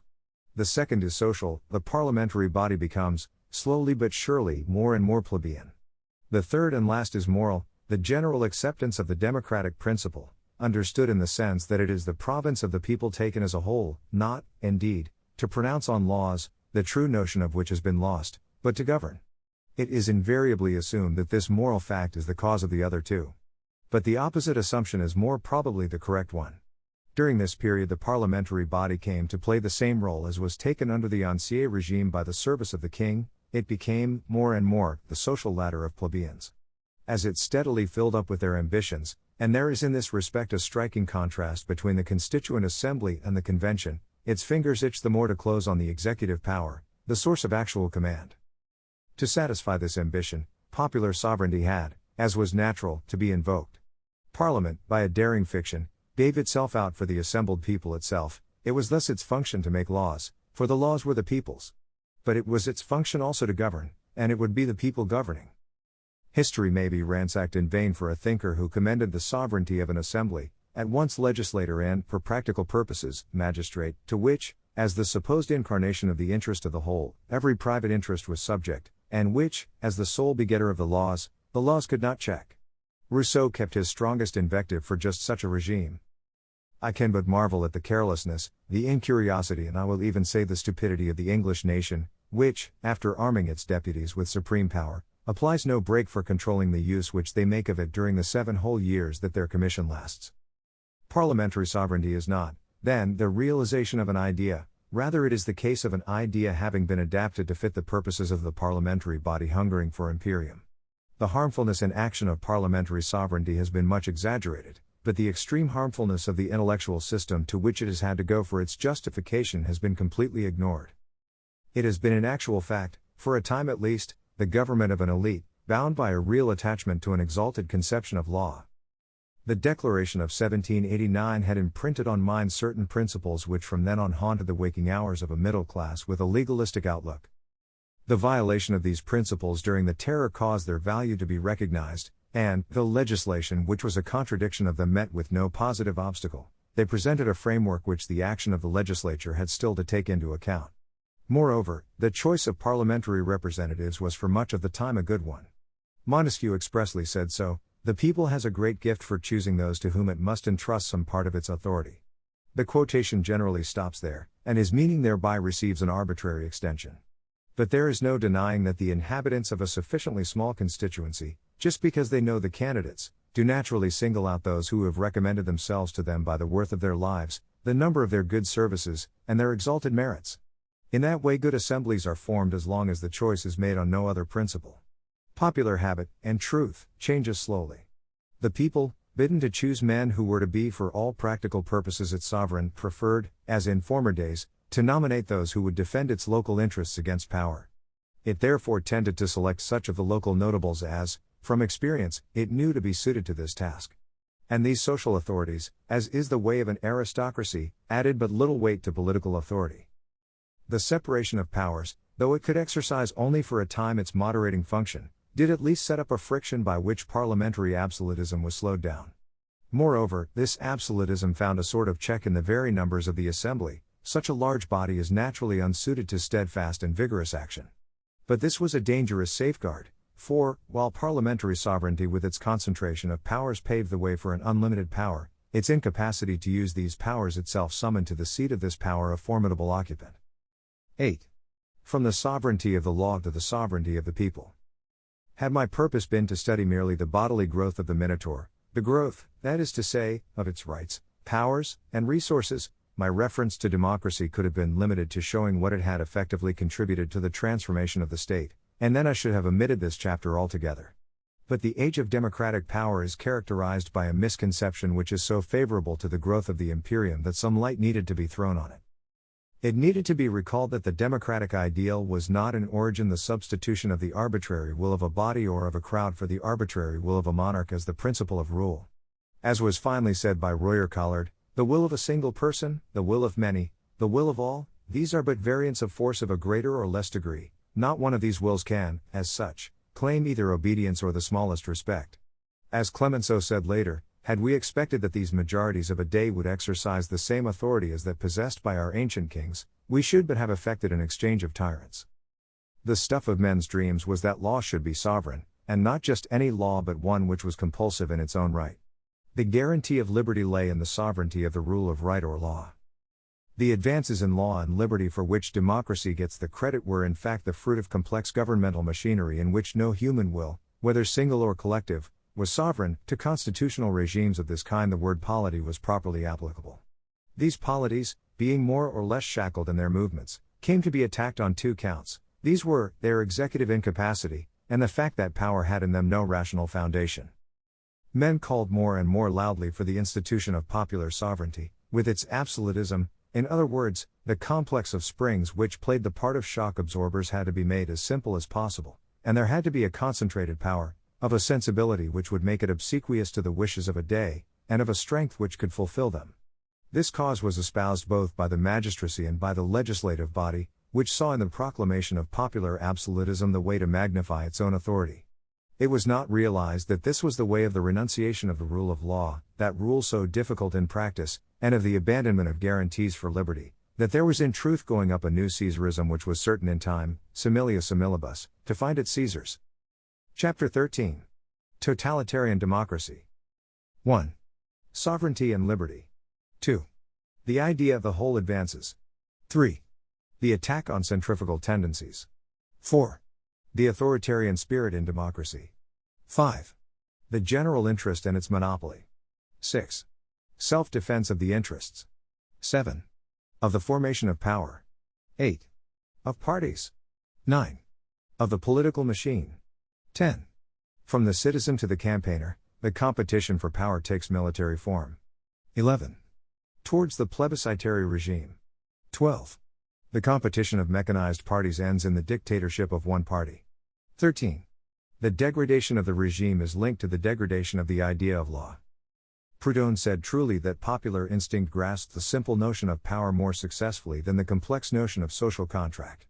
The explanation of the democratic principle's degeneration is psychological. Conceived at first as sovereignty of the law, it triumphed only when it had come to be regarded as sovereignty of the people. Its only effect was to transfer into other hands, those of the representatives of the people, the whole complex of rights, duties, and resources which had been built up during the monarchy for the behoof of the king. The imperium took no diminution therefrom but an accretion. The traditional view of it, as a principle of authority which was, however necessary, the enemy of liberty, gave way to one in which it was regarded as the agent of liberty. From being, in other words, one will, and within certain limits a beneficent one, among others equally worthy of respect, it passed henceforward for the general will. From being but one interest in society, an eminent and essential one certainly, it became the interest of society. We have posited that the transformation of power took place in such a way as to disarm all suspicion of it. The credit then opened in its name has prepared the way for an age of tyrannies. This we are now going to see. 1. Sovereignty and liberty. Viewed historically, liberty had been a status, acquired not without a struggle by certain men, maintained by an energetic defense, and guaranteed by privileges extorted from authority. Men aspired to make of it a right conferred on all, and thought to guarantee it by regulations of general extent. This idea, arbitrary simplification though it was of the most difficult problem in political science, was even so too subtle to penetrate the social consciousness, and was besides unsatisfying to the appetites of the new officeholders, who greatly preferred command to liberty. The libertarian idea is, as such, indifferent as to the form which power takes. Its principle is the recognition, or the assumption, that there is in every man the same pride and dignity as had hitherto been assured and protected, but for the aristocracy only, by privileges. Proclaiming as it does the sovereignty of each man over himself, its sufficient requirement is that every member of society should have a domain proper to himself in which to be his own lord. And, as corollary to this, that power be confined within a zone of influence from which it never breaks out. This condition once realized, it is a matter of indifference whether the command remains monarchical and so assures itself of the advantages both of stability and of neutrality in the strife of interests, or whether it becomes aristocratic and benefits by an incessant rivalry of intelligent ambitions and well-grounded opinions, or, again, whether it becomes democratic. Even Rousseau shared this indifference. The choice between the various forms of government turned, in his view, on the size of the community, and if his own leaning was to aristocracy, it was because it suited the moderately sized states of his choice. But this indifference is not to the taste of ambitions dressed in the panoply of new ideas. Their objective would be outside their grasp were they to use the libertarian aspirations which escort them to power, merely to usher in a limitation of the imperium. Their aim is, rather, the seizure of this imperium.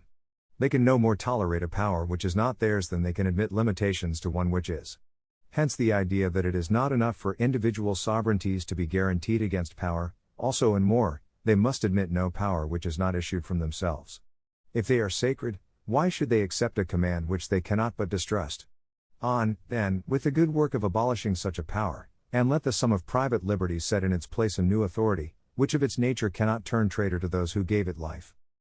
In this way, it is claimed, to the existing means of defense against power, and to the established liberty, are added, for the individual's benefit, the right of taking part in power and an established sovereignty. It is, unfortunately, an abandonment of the substance for the shadow. It looks on the face of it as if the joint sovereignty of the citizens must be a greater, which includes the less of liberty, which will in this way find its fixed and certain guarantee. The mistake is one which was exposed in advance by Montesquieu, as it is a feature of democracies that to all appearance the people does almost exactly what it wishes. Men have supposed that democratic governments were the abiding place of liberty. They confuse the power of the people with the liberty of the people. This confusion of thought is at the root of modern despotism. It is possible, with the help of prudently balanced institutions, to provide everyone with effective safeguards against power. But there are no institutions on earth which enable each separate person to have a hand in the exercise of power, for power is command, and everyone cannot command. Sovereignty of the people is, therefore, nothing but a fiction, and one which must in the long run prove destructive of individual liberties. 2. The idea of the whole advances. The onlooker sees in society a vast crowd of individuals, each animated by his particular will. He sees that their diversity of characters, functions, and situations tends naturally to group them in various categories, each of which has an interest of its own, an interest which is, in regard to the members of a category, general, and, in regard to society, particular. These individual wills, these sectional interests, are the rudimentary realities of social life.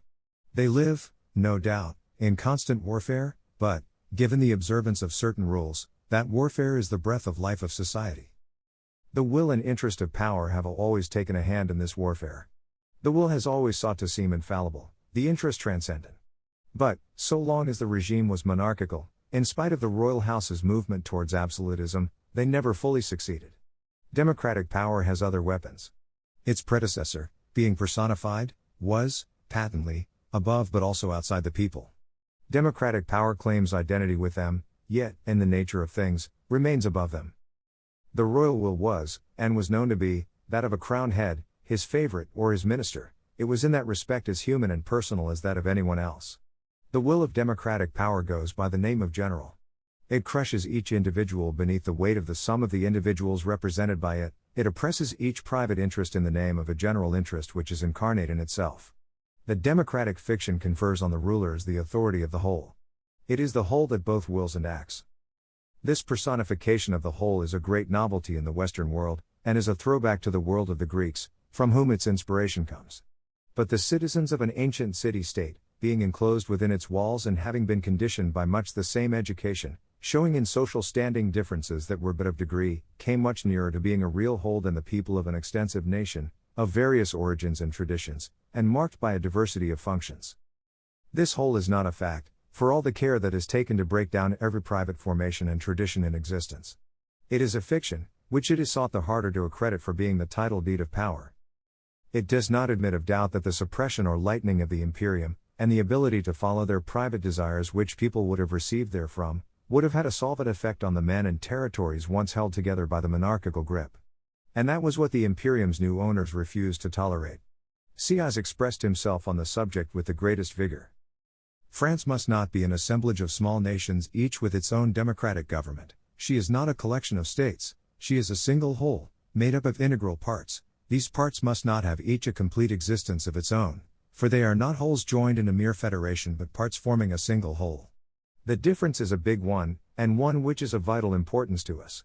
Everything is lost once we consent to regard the established municipalities, the districts, or the provinces as so many republics joined together only for the purposes of defense and common protection. 3.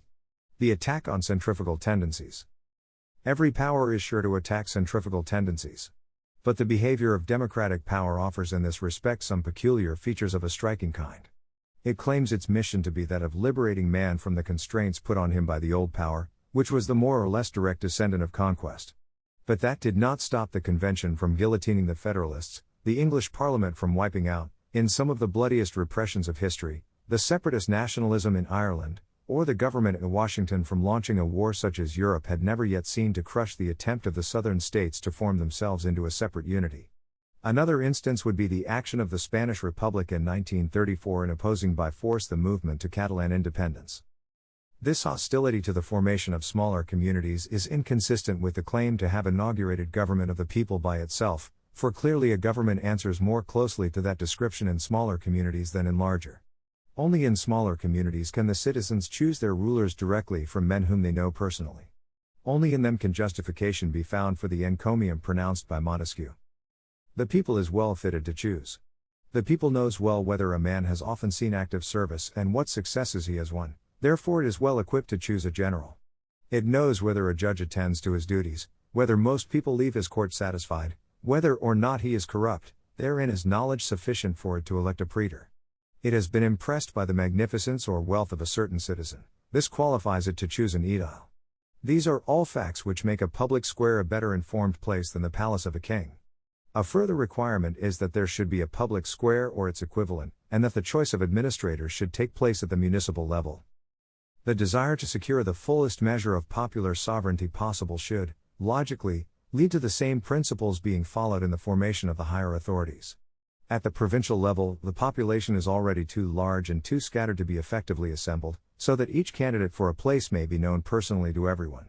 For that reason, the choice and control of regional administrators should be the work of representatives of the municipalities.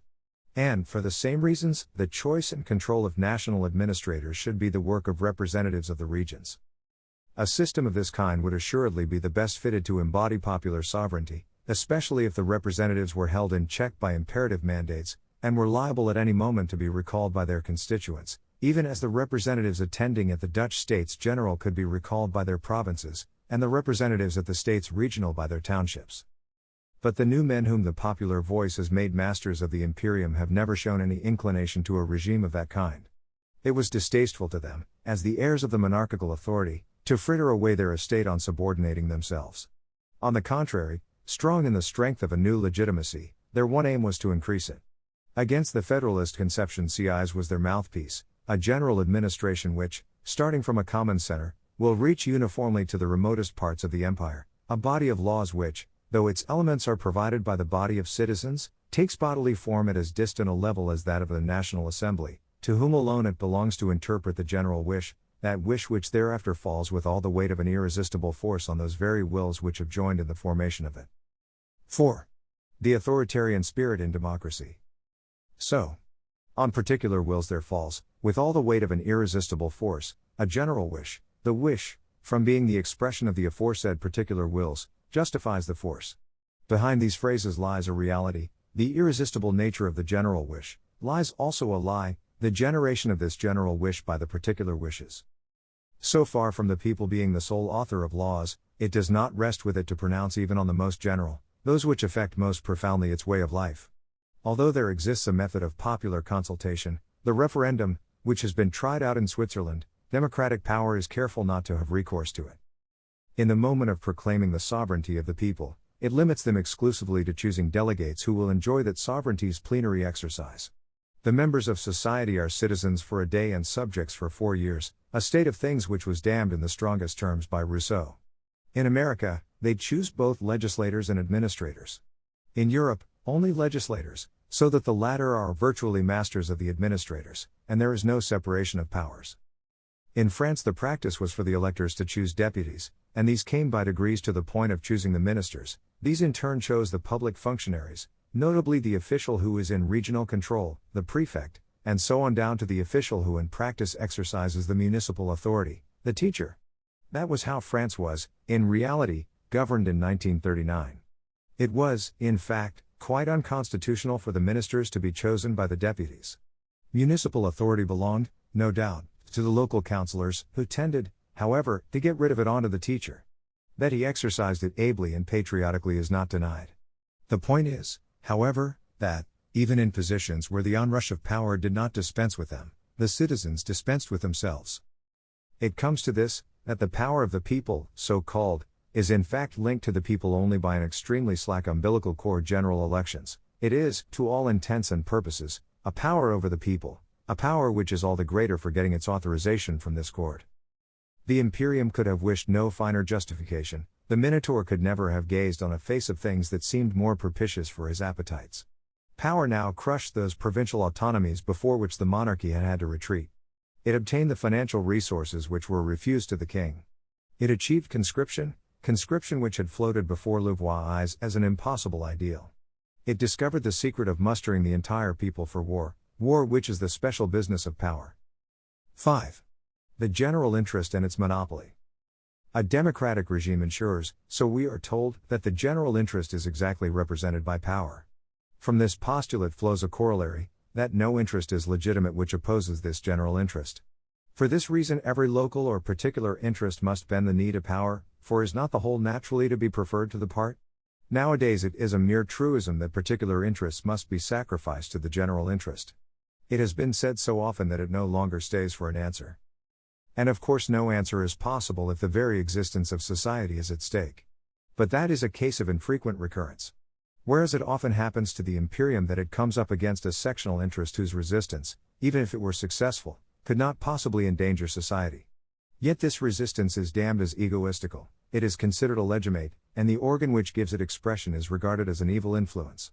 Indeed, the fathers of democracy held it for a fundamental principle that an organ of this kind had no right to exist, that power which incarnated the general wish and interest could not suffer in society the existence of any group which embodied less general wishes and interests, that power had by right both monopoly and solitude.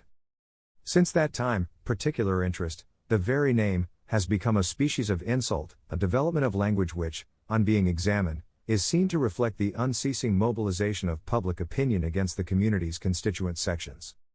This a priori damnation of every particular interest as such is a most surprising phenomenon. The more advanced is a society, the more diversified is its functional and human content and the more numerous the categories which arise in it of their own accord. In the early Middle Ages there were some who commanded and fought, some who studied and prayed, and some who farmed and provisioned. Here were three categories, of which one was menial. A little later there arose, at a level lower than that of the nobility and priesthood, a third estate of merchants, artisans, and lawyers. It was in those days freely admitted that the nobility as such had certain interests of their own which, though doubtless egoistical, were yet legitimate and such as might be opposed to the royal power. And so it was too with the other orders. Observation shows that the social categories of today are just as clear-cut as then and far more numerous. But the egoistical interests of any one of them are no longer thought legitimate or such as may be opposed to the democratic whole. For instance, a military officer who tried to win for subjective rights of his own the same respect as in former times the knights at arms won for theirs would be guilty of sedition. Yet, if each specialized group is necessary to society, no less necessary and respectable must be the conditions which allow it to fulfill its function. And the sacrifice of those conditions to a self-styled general interest is for society a defeat and not a victory. It is the height of folly to rely on power alone to bring about the conditions in which each category can play its part. The only result of that must be that power fights with each of them in turn, falling on each minority with the whole weight of all the others whom it has at call, and it will oppress each in turn by the same methods. 6. Self-defense of the interests. The whole course of the evolution of democratic society has belied its monist principle. The various interests which found themselves no longer safeguarded took to defending themselves. The experience of centuries had shown them the way of defense, the formation of representative bodies. And these have been developed in the teeth of every interdict and persecution. They have won themselves rights by asserting them and fighting for them. These rights are naturally proportioned to the strength of each group's reaction. This spontaneous formation of society into syndicates of interests, secret or professed, has been denounced and damned, but in vain. It is a natural phenomenon, acting as a corrective to the false totalitarian conception of the general interest. These private authorities occupy all the same a somewhat uncertain position in relation to the political power. The latter, invoking the general will, cannot endure that each fractional interest should rule autonomously in its own inviolable domain. And the interests, having no defensive position which they can take up to check the onrush of power, have had perforce to act on the offensive. They have had, in other words, to get sufficient sway over power itself to influence its actions and make them conduce to their own advantage. The result is the besieging of power by particular interests which is seen at its most visible in the popular assemblies of America. There each great interest, whether it falls within the category of agricultural, industrial, or working class, keeps at the federal parliament representatives of its own who fill the lobbies, from which they take their name, of the official buildings, and lay siege to the representatives of the nation. So well recognized is the phenomenon that it is often called the third chamber. There they are, armed with resources which are not hard to guess, for the express purpose of hindering or helping the passage of such laws as affect those who sent them. If they do not get their way, their associations start campaigns in the country which make the legislators pause. Democratic power recognizes no other authority in society than itself, and claims always to go just as far as the general will carries it, or as it claims it carries it. But this power, if there is no stopping it, is on the other hand eminently open to be wooed and won. Every power tends to be the object of maneuvers of this kind, which are the more necessary the less limited it is, and the more effective the wider is its base. If it is a king, the interest can only win him over by setting in motion, by means of slow and systematic approaches, someone within the inner ring of his court. If it is an aristocracy, they must make use of family relationships and social contacts. In this way power can be influenced or led. But this is as nothing to what the interests can make of a democratic power. In this case power is conferred by the opinion of the majority. If, therefore, sectional interests know how to organize themselves and can but acquire the art of creating movements of opinion, they can enslave power, they can degrade it, they can even seize it, to use it to their own advantage and benefit themselves at the expense of other groups or of society as a whole. They make the participants in power their slaves when they exact from them, at election times, precise pledges in favor of particular groups. They degrade power when they force it to retreat before a well-orchestrated press campaign. Lastly, they seize it when they sweep a party into power which is the expression and instrument of their particular needs. In other words, particular interests, having been deprived of all means of defense, have been driven to an offensive activity which results in their oppression of other interests. These in their turn are thereby stimulated to stop, push, or conquer power by similar methods. Authority then becomes nothing better than a stake, and loses all stability and respect. The characters of those who exercise it become increasingly debased, until in the end the palace of command gets a tenant who decides not to let himself be driven out, the tyrant. When that time comes, he can, with hardly an addition to power's attributes on paper, found the most hideous despotism. Each of its successive conquerors before him has, for his own ends, created some new office, and if the state, already monstrous in size, had not in those days crushed all life, the only reason was that it was continually changing hands. Let it once come to rest in the same hands, and its weight will be felt. 7. Of the formation of power. The strength of power and its extent are two very different things. It may be confined within a very narrow range of attributes and, in its own domain, act energetically and receive complete allegiance. Or it may again have vast attributes but a constitution which renders it nerveless and so deprives it of public respect. In this case, however, it is in uncertain equilibrium, either it must work within narrower limits or it must strengthen its constitution.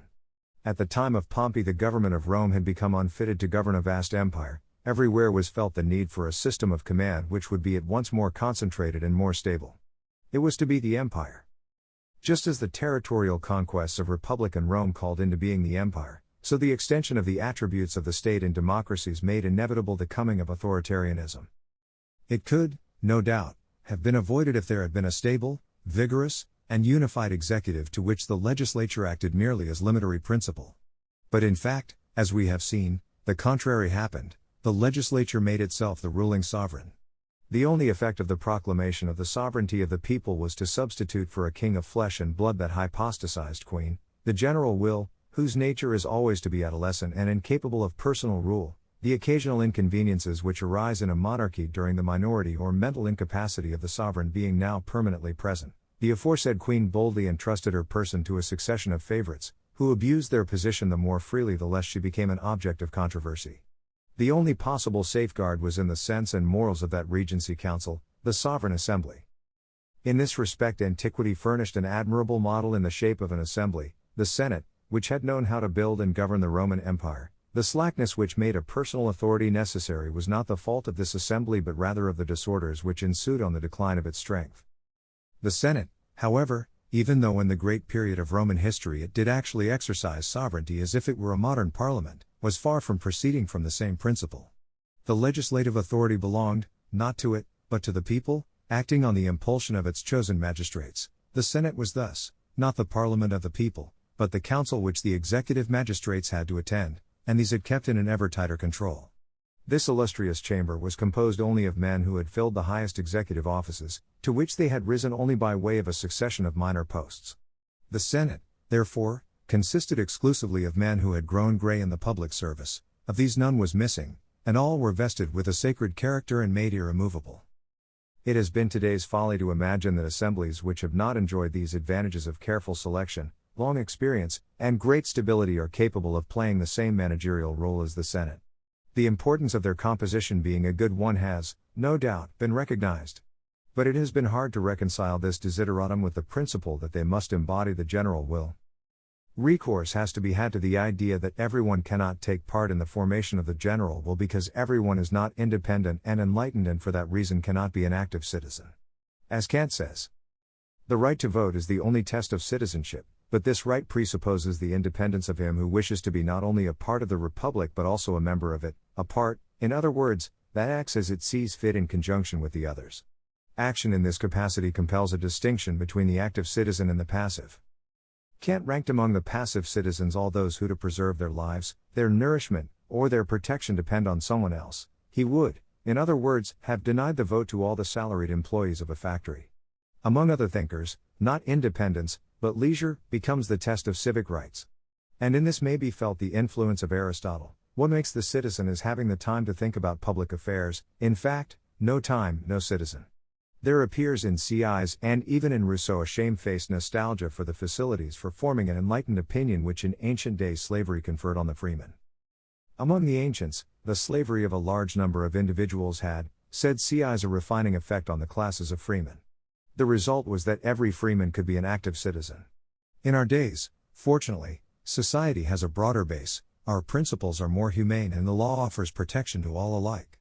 But for the very reason that the inhabitants of every floor of the social structure are citizens, there are men among us whom their state of intelligence and feeling alienates from society's interests much more than could ever have been the case with the humblest citizens of the free states of antiquity. Rousseau comes near to saying that the abolition of slavery makes a republic on the ancient model impossible. What is this? That liberty requires slavery to maintain it? It may be so. Extremes meet. Whatever is unnatural has its disadvantages, and that is truer of civil society than of anything else. Circumstances unfortunately arise in which a man can keep his liberty only at the cost of another's, in which the citizen can enjoy perfect freedom only on the condition of the slave being very much a slave. Such was the position of Sparta. You, ye modern peoples, have no slaves but you are slaves yourselves, the slave's liberty is paid for by yours. Do not claim credit for this state of things to me, I see in it a proof, not of humanity, but of pusillanimity. He marks in several passages his distrust of a crowd incapable of sound judgment. Our authors were, then, in agreement in refusing to admit all the members of society to the task of forming the general will. But, asks Sismondi, how are we to distinguish those who have a will from those who have not? Everyone has a right to happiness, everyone has a right to perfect himself. By what signs can we recognize those whose imperfections are a menace to the happiness and progress of the rest? Lines of division have had to be drawn, but they are almost capricious. The belief has been entertained that those whose poverty condemned them to unceasing manual labor, who had no time left for reading, reflection or conversation with their neighbors on more serious subjects, had no will of their own. It has been sought to exclude them, even though it was well recognized that there were exceptions to the rule. This philosophy, of a regime based on intelligence tests, was formulated at the Representative Council of Geneva, and Geneva furnishes the most perfect example of such a regime in operation. It gave good practical results, but could not, in spite of them, maintain itself. There is no country in which it has maintained itself. Entrusting the function of voting to a part only of the people, which was what it came to, could not be made consistent with the totalitarian aspect assumed by power. Power tolerates no resistance from society, allows no sectional interests right to oppose the general interest as incarnated by itself. That being so, to have no share in the formation of power is to be completely defenseless. Nor is it compatible with justice to exclude any class of society from voting. It is, no doubt, undesirable that the lumpen proletariat, as Marx called it, should affect foreign policy by its votes.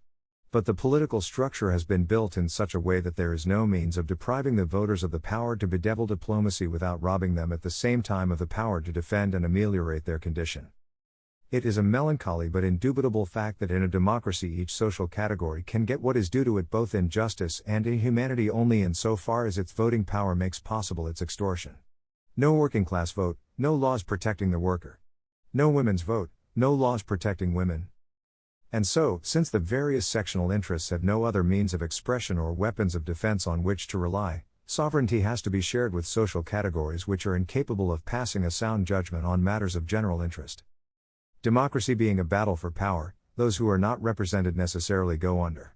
Children, for instance, having no vote, get little attention, and what concerns their well-being tends to be neglected. For this to be remedied under the present system, they would have to receive in their cradles the ballot papers which are the sole means of self-defense. This is the preposterous result of the confounding of interests and opinions. If interests were guaranteed and given their own means of expression and action, power could then be formed by a clash of opinions only and could be thrown open to enlightened opinions only. In the absence of this basic distinction, power is the plaything of interests which, disguised as opinions and served by passion, do battle for a majority, to be the arbiter of problems on which it is ignorant. 8. Of parties. The phenomenon which denotes a democracy is the activity of voting, but its nature is not self-explanatory. Do men in voting exercise a right or do they perform a duty? Are they choosing a policy or representatives who will work out a policy for them? What jurists have said on this point is of less importance than the general feeling. It is certain that the average citizen looks on voting as a right. It is no less certain that in early days he conceived himself to be choosing a man, but that, as time went on, he came to see himself as choosing a policy. The cause of this change is the rise of political parties. Its consequence is that the regime of parliamentary sovereignty has been gradually transformed into a plebiscitary regime. So long as the people, gathered together by constituencies to nominate its national representatives, has regard to the personal merit of each and not to his political label, the assembly consists of an elite of independent personalities. Groups are formed in it by those who think alike, but these can only live in a perpetual flux of disintegration and reconstitution. The reason is that men who were in agreement on one piece of legislation, touching, for instance, questions of defense, may be in disagreement on fiscal matters. The result is a living assembly in which opinions are always free and do battle with one another for the country's good and the education of the public. But when, as happens in democracies, the representative assembly becomes the repository of power, the appetite for command impels the members to group themselves in permanent factions, thereby sacrificing something of their own personalities to the effective cohesion of the group in its quest for victory. The forthcoming elections are then no longer regarded as held with the object of bringing to the assembly an accession of fresh talent, but rather of strengthening or weakening the various groups to which all belong. Anxious to strengthen itself, the group makes its presence felt in the electoral body, from which it asks that it choose a man who stands in the name of the group in preference to a man with distinguished personal qualifications. In voting for a man as such, you are abandoning your sovereignty to him, is the way in which it is put to the electors, and it is true. Vote rather for an opinion, that is to say in practice for a man of whose merits, like himself, you are necessarily ignorant, but who is the standard bearer of an opinion. In this way you will be exercising your sovereignty, and will be impressing on the government the way in which it is to go. Through the prestige of its leaders and the popularity of its principles, the group brings victory to its candidates, whom it has chosen less for their personal worth than for the pledge of their obedience to itself. Moreover, they will be the more faithful to their party from their inability to make their way without it. The first result of this is a degradation of the assembly, which no longer draws its recruits from the best men. A man must now be ready to rely on the support of the controller of his group's votes and to let his name be boosted for election by his whip. He must be ready to become a mere numerical, and not a qualitative, addition to the assembly. Another result is the debasement of the elector's position. He is now regarded only for the weight which he can throw into one or the other of the scales. By hook or by crook the vote of which he disposes must be got from him. When the Reform Act of 1832 had widened the franchise, the chief preoccupation of the two English parties was to get put on the register the electors whose support each believed itself to have won, and to fetch them in carriages on polling day, for fear that otherwise they would omit to record their vote. The spectacle was not so much that of people proudly exercising their rights as citizens, as of two factions touting in every way open to them for the votes which could confer power. So far the debasement of the electors and the degradation of the assembly are only accidental. They are to become by progressive stages systematized. Syndicates of interests and ambitions will soon take shape which, regarding the assembly as a mere adjunct of power and the people as a mere cistern for the assembly, will devote themselves to winning votes for the installation of tame deputies who will bring back to their masters the prize for which they have ventured everything, the command of society. 9. Of the political machine. The political machine is perhaps the most important discovery of the 19th century. The credit for it must, it seems, be given to an American, Martin Van Buren.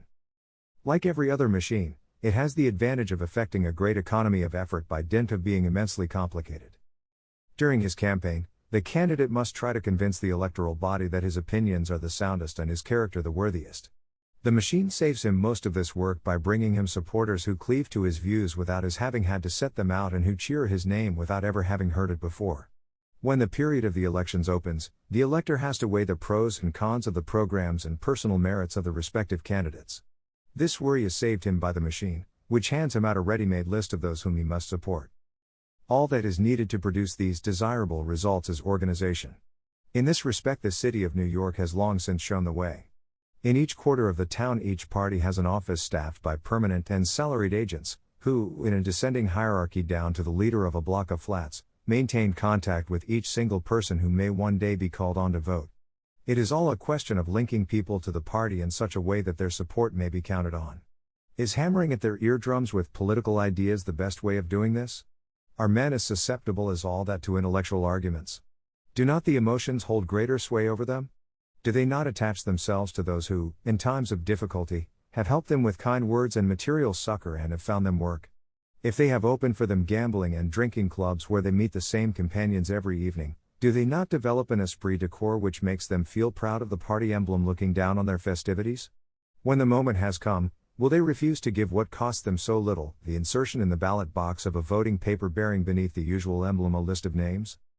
They were rare spirits, the Rousseaus and the Jeffersons. The manipulators of the machine make fewer pretensions, but they know the real man, who needs warmth, comradeship, the team spirit, and can make noble sacrifices for his side. The machine whose foundations are laid in an empirical psychology can make the pretensions of political philosophy look meaningless and ridiculous. Stupid slogans, which come trippingly to the tongue and are a pleasure to repeat, songs which exalt the comrades and ridicule the enemy, these are the stuff of politics. Mix with it a little doctrine, but only a very little, and reduce it to the simplest propositions. A good regimental officer may explain to his men what they are fighting for, but in the day of battle that will not avail him if he has not first kept them in good humor, convinced them that he is at all times there to help them, and inspired in them trust and affection. The squalid side of Tammany Hall has been thrown into relief many times, but it has not been sufficiently brought out, so it seems to me, that this machine of the Democratic Party has been of service, materially and morally, not on the plane of charity, but on that of comradeship. For the machine's officers, both the commissioned and the non-commissioned, there are solid rewards in store. Long and useful service earns them at length posts, graded according to their importance, in the administration. In these they are allowed a few speculations so long as they do not cause too great a scandal. Their installation in these posts is all the easier because, in accordance with ancient custom, many of them are elective, and, for the rest, it is the usual thing to dismiss office holders who were put in by the beaten party. For to the victors belong the spoils. Such was the nature of the Tammany Hall machine. Though today it lies broken, it can still take pride in having set in motion a completely new scheme of politics. The Prussian of every country have transplanted this experiment. They too have made organized love to the electors.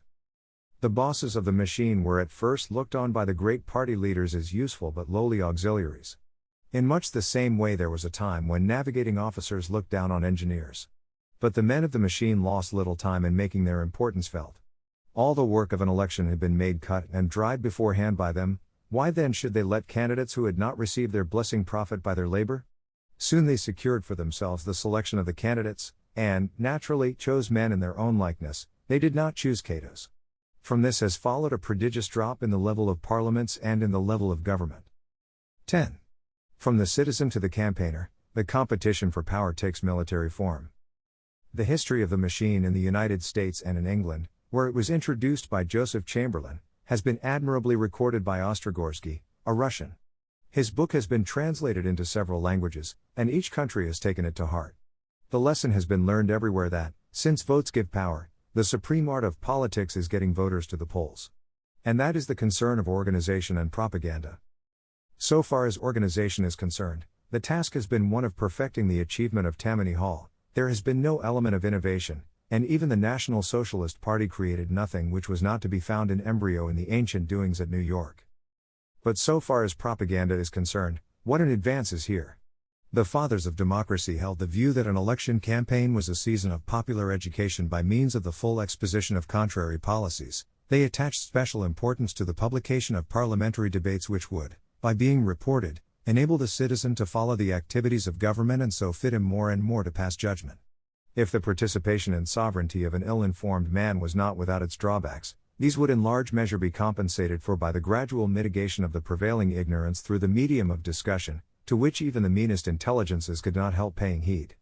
The fact that the larger spirits would have to solicit the votes of the smaller would mean that the latter, their intelligences once formed in such a school, would at long last be fitted for the leading part which had been assigned to them without exception. Of all the arguments in favor of democracy, this was the noblest. The men of our day, however, being circumspect people, have realized that the cultivation of the elector's intelligence is at least as likely to open a window on the arguments of their opponents as on their own, therefore it is labor lost. The faculty of reason may lie relatively unused in the majority of a people, but there is not a man anywhere who is incapable of emotion. And it is to the emotions, therefore, that appeal must be made. Rouse in your behalf trust, hope, and affection, rouse against your rival indignation, anger, and hatred, and success is yours. It is truly complete when a public meeting can be induced to cheer a speech which it cannot understand, and to greet the other side's reply with stampings of the feet. Its path of duty is marked out for it by the proceedings of the National Assembly itself. The result is that good citizenship, so far from being awakened among those who are as yet without it, gets extinguished in those who already have it. To stifle the curiosity which may be aroused by an outstanding orator on the other side, to kill the desire for the knowledge which comes from an understanding of the arguments on both sides, to destroy the natural amiability which predisposes a man favorably to his neighbor, the chord of party loyalty is struck. To read the enemy's newspaper becomes a treason, no less than to attend his meetings except for the purpose of drowning his voice and afterwards confuting him with the help of a manual for hecklers. For the political battle is a war in the true sense. Baudelaire, even in his day, marveled at the military jargon employed in it, the advance guard of democracy, in the forefront of the battle for the Republic, and others. The poet was right. The electors had been transformed into soldiers engaged in a campaign, the reason being that their leaders were out to take possession of power. 11. Towards the plebiscitary regime. The further the organization of parties is pushed and the greater the part that is played in winning elections by the flag and the machine, so much the more complete is the subjection of the member of Congress or Parliament to that machine, which is the real holder of his seat. Parliament is then no longer a sovereign assembly in which an elite of independent citizens compare freely formed opinions and so arrive at reasonable decisions. It is now only a clearinghouse in which the various parties measure their respective parcels of votes against each other's. The more powerful the machine becomes and the tighter the bonds of party discipline are drawn, the less does debate matter, it no longer changes votes. The hangings of desks take the place of arguments. Parliamentary debates are no longer a school for citizens but a circus for boobies. In the beginning it was the machine that made away with men of intelligence and character. Soon they are making away with themselves. The tone and behavior of the assembly are in a continuous decline. At length it loses all consideration.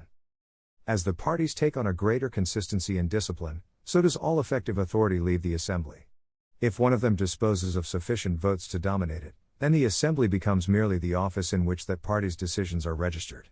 Under these conditions the only possible government is that which the party wills, it is the party's government. The relations between cabinet and parliament then become reversed, a phenomenon of which Dicey, writing in 1889, was already aware.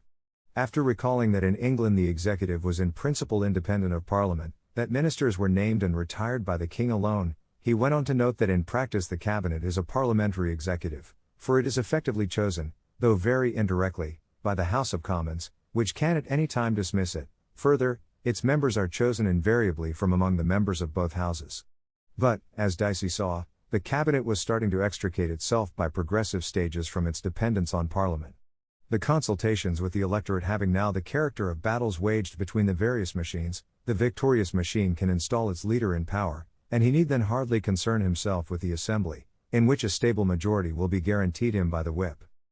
It is at any rate conceivable, said Dicey, that the time may come when, though all the forms of the English constitution remain unchanged, an English prime minister will be as truly elected to office by a popular vote as is an American president. In 1904 Sidney Lowe remarked the same phenomenon. An English prime minister, with his majority secure in parliament, can do what the German emperor and the American president, and all the chairmen of committees in the United States Congress, cannot do, for he can alter the laws, he can impose taxation, and repeal it, and he can direct all the forces of the state. The one condition is that he must keep his majority.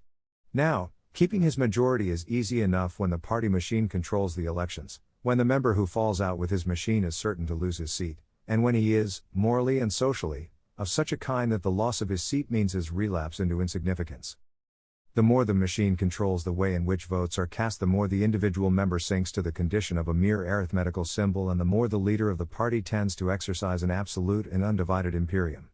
We have seen the fruits of this system in Germany, where in 1933 the National Socialist Party maneuvered in parliament as at a military word of command, thereby assuring the absolute rule of their leader.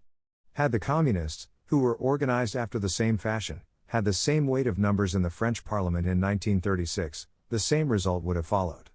And so the action of parties has caused sovereignty to pass from parliament to the victorious machine, and elections are now no more than a plebiscite by which a whole people puts itself in the power of a small gang. 12. The competition of mechanized parties ends in the dictatorship of one party. Let one of these machines put more method into its organization and more cunning into its propaganda, let it boil down its doctrine still further into propositions which are at once simpler and falser, let it surpass its adversaries in insult, treachery, and brutality, let it once seize the coveted prey and, having seized it, never let it go, and there you have totalitarianism. All those in outer darkness then break out in angry laments. Yet have they not contributed to this result? A man or a gang now disposes of vast munitions which had been long accumulating in power's arsenal. Yet who heaped them all up there if not those others who, when they were in office themselves, were always for an extension of the state? There is now no makeweight in society with the strength to stay power's advance. And who, if you please, destroyed them, those powerful groups of men on which the monarchs of former days dared not lay a hand? A single party leaves the marks of the master's talons on every inch of the nation's flesh. Who at first was it that aimed at crushing all personality beneath the deadening weight of party? And who looked for the triumph of his own party? This tyranny is accepted by the citizens, who come to hate it only when it is too late. Yes, but who is it that disinclined them to judging for themselves and made them take the loyalty of the campaigner in exchange for the independence of the citizen? There is no more liberty, for liberty is a property only of men who are free. And who bothered himself about forming men who were free? 13. The degradation of the regime is linked to the degradation of the idea of law. All discussions of democracy, all arguments whether for it or against it, are stricken with intellectual futility, because the thing in issue is indefinite. As many writers, so many definitions, a confusion which is a function of contradictory notions being covered by the same word. In essence, these notions fall into two groups, the one, that of law and liberty, the other, that of absolute sovereignty of the people. It is overlooked that, in the life of a democracy as it is in fact lived, these two principles conflict, and astonishment is felt when, supposing ourselves to be the witnesses of successive advances of democracy, as measured by the triumphs of popular sovereignty, we see in the end the emergence of a despotism, of a regime from which law and liberty have taken flight. This is the process on which we have tried to throw light. Let us recapitulate. In the beginning, thought laid down liberty as the end. It was sought to ensure to the individual the maximum of independence that was compatible with life in society, to protect him from every arbitrary will, and to guarantee his rights effectively. With this end in view, proclamation was made of the sovereignty of the laws. The laws were, in accordance with Rousseau's formula, placed above the man.